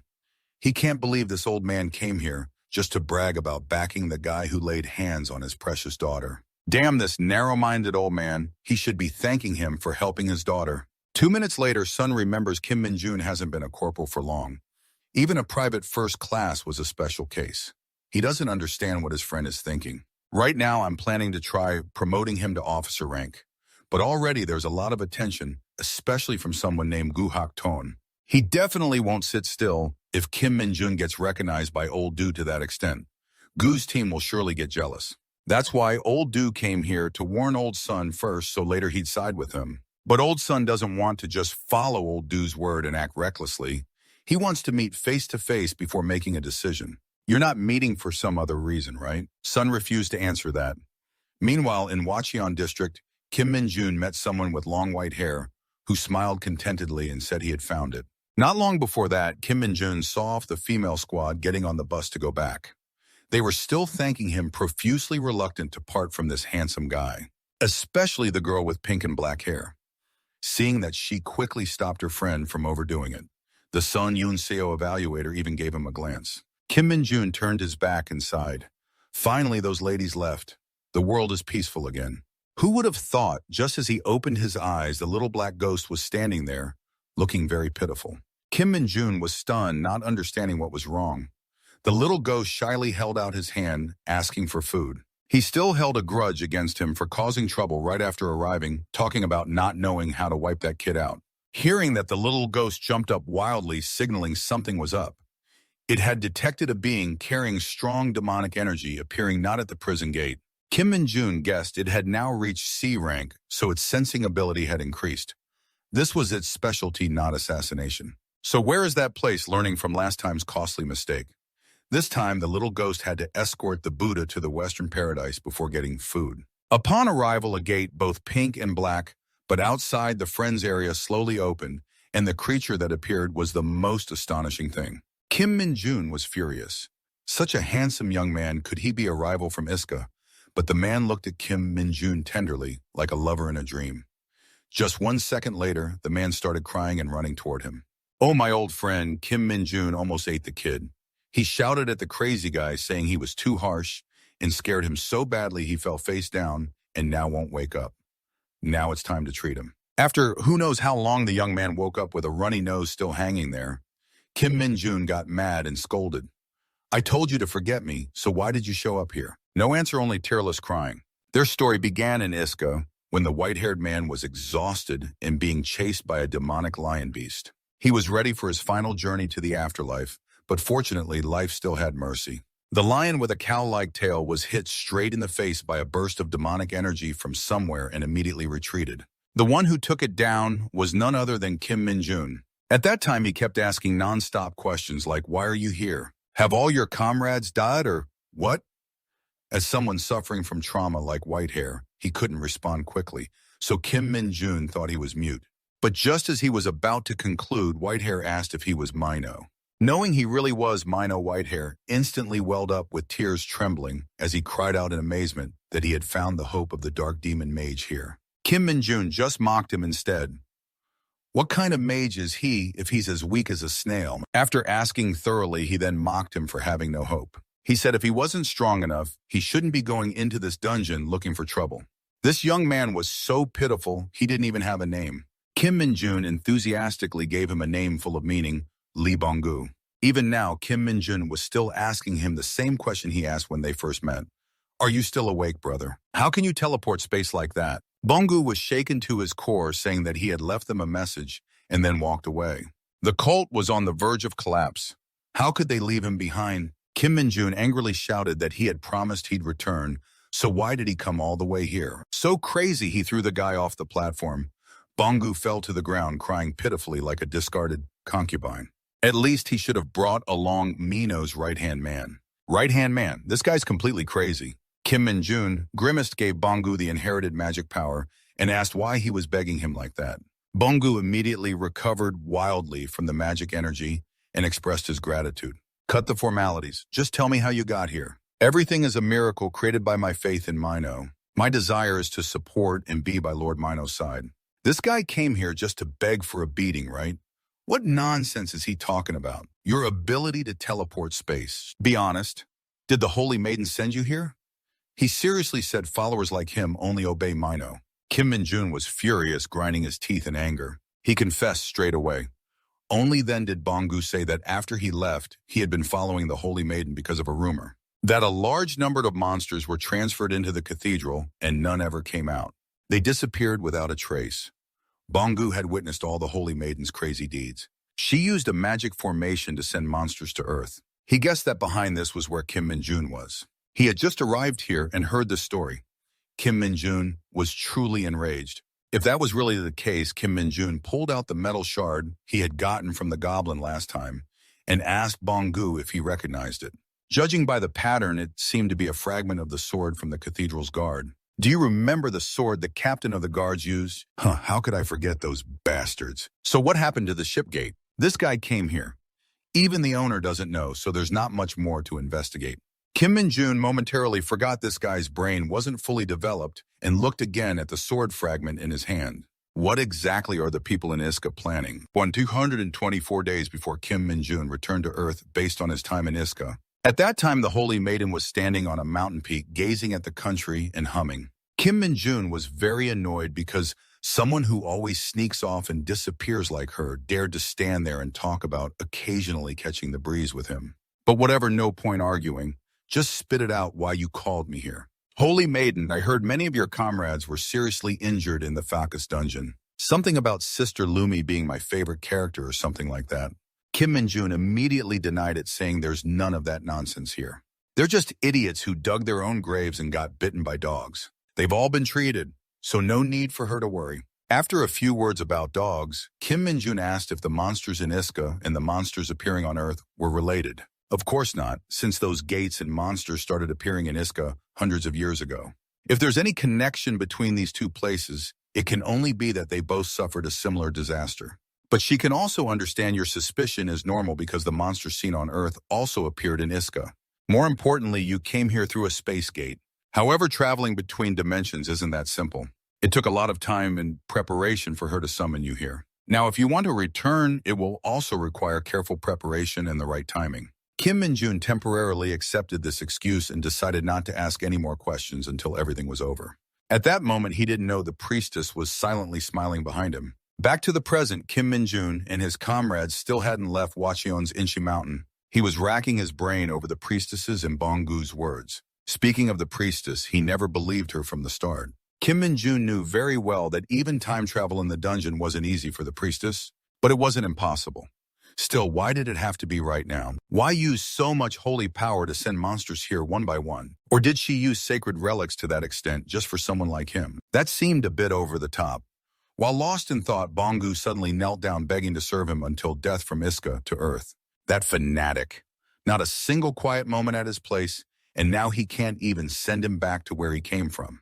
He could only reluctantly take him in. First, he had to tell him to change how he addressed him to Kim Min-jun. The guy was dense and mispronounced it as Kim Win-jun. Damn it! Kim Min-jun ordered Bongu to use camouflage magic. Right now, he could only transform into a small animal, and that was more than enough. So just let him turn into a crow, a black crow, which fits perfectly with dark magic. But the little demon didn't like this new partner. They immediately clashed upon meeting. Kim Min-jun told them to stop, but they refused. Bongu wanted to clarify their positions, but Kim Min-jun shut him down. There was no need for any craziness, just silently cooperate. The two reluctantly shook hands. Kim Min-jun told Bong Crow to ask the dungeon runner what needed to be done. He warned the little demon that if Bong tried anything dangerous or attention-grabbing, he had to stop him immediately. Safety was the key point for their actions. Then he sent the two off. Dealing with this took dozens of breaths. He decided to eat a lot of black bean noodles and then sleep, but didn't know where to do it yet. A few days later, Kang Shich was excitedly shouting in the dormitory. Everyone thought he had gone crazy, but happily tuned in to see what the buzz was about. The quarterly squad performance board is right in front of the administrative office soldiers. Guess Lai Sung-ho took first place again because this quarter had many training courses with the conquest of the red-haired dungeon. People admired him as a performance control machine. Kang Shich also said he scored 75 points, so he must be at the top. Maybe even top of the company. But Kang Shich said this time Sergeant Lai Sung-ho was only second place. That's good news indeed. But does anyone in our squad score more than 75 points? Who's that impressive reporting Private Kim Min-jun has ended his leave? Yeah, that's him, Kim Min-jun, first place with 99 points. Some scores make others satisfied with just half of that. Squad leader Treo Min arrived as well. He quickly asked about Kim Min-jun and brought a surprise for him. This shocked the whole room, a triple black stripe badge. Yes, a promotion. Kim Min-jun was specially promoted twice in a short time. I received a special letter from division headquarters. It said he was selected as the best hunter in the division for the recent training course. And they also recognize his contributions supporting the Wacheon District Dungeon while on leave. This is a special order from the division commander. Congratulations, Kim Min-jun. So happy you even called old dude, bro. The moment the new rank badge was pinned on his chest, the whole room applauded. Long-haired Firefly stepped out and pulled out a piece of paper. It was a bet of 1 month's salary on when Kim Min-jun would become a sergeant. Kim Hang-sik was lucky to win. While the two were still discussing the bet, Kim Min-jun snatched the paper away. He glared at the two, then nudged Kang-sik. First, I'm really curious how much you won. Kim Kang-sik was speechless. The two stood at attention. Kim Min-jun laughed, while Kim Kang-sik, of course, wasn't so easygoing. His face read like a monkey's butt. He struggled to say something about giving you 30%. Kim Min-jun sneered, mocking him, saying that makes it sound like you did it for the money. But everyone says, you did well, so just keep it up. Then 40%. Kim Min-jun added the weight onto the trembling Kang-sik's hand. Mocking, he said, you're not doing this for the money, right? You guys keep betting on me like this and don't feel guilty. Look at me like I'm a joke. Kim Kang-sik was about to cry. Kim Min-jun was even crueler, pressing down. He let out a pitiful ah and then passed out. Kim Min-jun gave the weight a lift with one hand. Kim Kang-sik overexerted himself and fainted like a spoiled steam bun, collapsing on the spot. The two guys standing there were utterly shocked. Kim Kang-sik really was pitiful. Min-jun said he only wanted to train them. That's why it was like this. Don't misunderstand. The two guys quickly waved their hands, laughing and flattering that they would train voluntarily and try to outsmart Kim Min-jun. I don't think you guys have the right to refuse. Right? Right. Looking at your fierce face, your words are like destiny, aren't they? As a result, besides Kang-sik fainting, the two guys were also so exhausted they vomited. Kim Min-jun said he had something to ask. He ordered the soldier to take him down to the simulation room, which was off limits. The production room, PC, room, phone room, a whole bunch of forbidden places were listed. This was no different from going back to prehistoric times. The two guys grimaced, ready to protest, but immediately changed to support. Finally, they were spared. They retreated faster than seeing a wild beast. Kim Kang-sik also trembled, about to fall, but in the end was caught. Kim Min-jun called him back just to ask if he knew he was coming to Squad 2. Let's train together from now on. Kim Kang-sik's face was pale, tears and snot dripping. Snake Mai is a monster resembling a snake. It mainly operates underground, unlike snakes on the surface. They are not venomous, but have the trait of exploding when they roll over to sleep. So before killing them, you must remove the tail, which can be considered their detonator. Otherwise, a chain explosion might occur. For that reason, the Snake Mai dungeon is the standard for attack trials by inexperienced personnel. There they can learn a lot. Unnoticed, a red snake lunged at Lee Sung-ho to bite him. This one knows how to pick its target, going straight for the handsome guy. Lee Sung-ho was surprised and raised his hand to block, letting out a sharp ah. Then seeing the snake not moving meant Kim Min-jun had caught its tail. This demon in Iska, he's caught many of them. And here too, look in the pouch behind him, there aren't many left. Just catching this one finishes the mission. After finishing, the whole team rested for 10 minutes. Meanwhile, Kim Min-jun checked his status window and had a new skill that boosted agility by 5 points. It'd be great if he had a profession skill. But these are good too. Every dungeon is a treasure trove. Just then, Kim Min-jun heard Bonghwa calling him. It detected a large amount of demonic energy. Kim Min-jun quickly looked around and asked where it was. Bong said it was in Incheon. A few days later on the weekend, Kim Min-jun went to Incheon to meet Bong. According to its observation, it couldn't sense monster presence, so it might be the result of a dungeon collapse. Kim Min-jun asked how many people were inside. The crow said that until yesterday there was no one, but now there is someone inside. It would have been great if they came yesterday, but soldiers can't just go out easily. And the Hunter Corps doesn't have a station area. That is the area the related corps must protect. It also refers to the area where someone can move when going out or staying during military duty. Now, what these two are doing looks more like illegal intrusion. But Kim Min-jun justified his actions by saying he was cleaning up dangerous things in that house. Before going inside, he told him not to get caught. Then the two climbed through the window into the house. A glass box containing black crystals was placed right in front of the TV. Kim Min-jun could clearly sense the spiritual energy, but it wasn't dangerous to the body. It felt refined. Just as he was about to touch the jar, a voice rang out, "Stop!" Not a single raindrop falls in the wrong place. People don't meet by chance. Damn it, but when enemies meet in a dead end, that's karma. Breaking into anyone's house but jumping right into Sun Yoon-seo's house is just perfect. Sun In-seo was just sitting in her room chatting with her mother a few minutes ago about the two of them going to a late-night movie. Hearing the noise, she cautiously opened her door and slowly went downstairs. Seeing the shadow, she immediately thought the house was being robbed. And it really was a thief. She got ready, grimacing and demanding the thief, wreaking havoc in her house to reveal his identity and purpose. The thief turned around, startled to see it was Sun Yoon-seo. What the hell is this? Time seemed to freeze. Kim Min-jun turned to scold that stupid crow. Why did you lead me into this house? It was also the first time doing this, so it thought this was the ghost kid's house. They really are two troublemakers. After all, since it's the house of the Hunter Corps Division Commander, it's normal for items taken from the dungeon to be scattered around. What's not normal is that Sun Yoon-seo just happens to be home today. Since things already happened at Hwacheon, let it be. This time is the same. Kim Min-jun was so angry he couldn't stop trembling. Behind Son Yun-seo, a loud warning was issued again. Kim Min-jun snapped out of his rage thinking about his next move since he had come this far and couldn't leave empty-handed. He fumbled for something in his jacket pocket. Seeing him move, Sun Yun-seo shouted loudly, ready to attack. She struck immediately with a sweep aimed straight at his head. Luckily, he was quick enough to dodge just as he pulled out a piece of paper and a pen from his jacket pocket. Yun-seo aggressively threw punches. Kim Min-jun wrote while dodging easily. He even had time to assess her moves, noting they were pretty good. He's probably going to be promoted to sergeant soon. I'm praising you and you want to hit me? No way, because compared to me, you're nothing. Kim Min-jun grabbed Sun Yun-seo's hand, surprising her. Swiftly, he pushed her hand down, and with his other hand grabbed hers. He quickly clenched her fist and pulled away. She was furious, thinking this thief dared to eye her. She also realized this guy wasn't ordinary, because no normal person would have such skilled martial arts moves. He must be an awakened one. Without hesitation, she kicked straight at Kim Min-jun's face. He dodged quickly, jumping back. He glanced at the black stone on the table, then lunged at Sun Yun-seo. Instinctively, she raised both hands to block, too late to dodge the strike. But Kim Min-jun didn't intend to hit her. He circled her like a gust of wind, grabbed the treasure, then jumped onto the railing and escaped. It all happened so fast, Sun Yun-seo wanted to call out or say something but didn't have time. Kim Min-jun jumped over the fence and disappeared, leaving her stunned, because the strange thief didn't even fight back. Now she remembered the paper in her hand and opened it to read. Inside were a few words. I'm just borrowing that thing. Big brother is that thing, not this. So embarrassing. But anyway, he still managed to drive Sun Yun-seo crazy, gritting his teeth and swearing. Kim Min-jun was bent over running so he couldn't hear these golden words.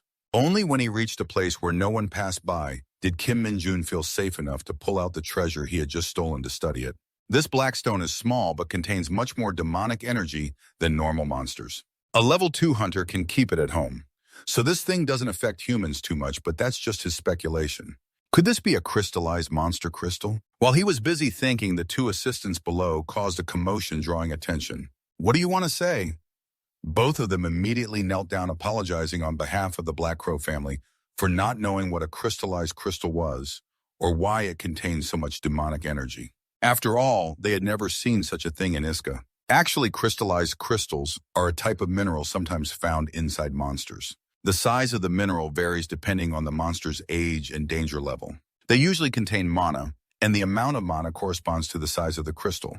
Among the items obtained from hunting monsters, it is highly valuable. But Kim Min-jun had never heard of a monster crystal being full of demonic energy or why such a thing would exist. But whatever it is, he's still going to absorb all the demonic energy inside. No need to know too much and tire your head. The demonic energy stat of Kim Min-jun kept rising. It's now at 3 stars, so he won't be defeated by the Holy Maiden's masterpiece. Right now, there's not even time to think nonsense. Instead, he received 2 new skills, Demon Point Air Sensation and Demon Point Demonic Energy, the latter allowing him to change his demonic energy to be colorless, odorless, and not affect the surrounding environment. It can be turned on or off anytime and is exactly what he especially needs right now.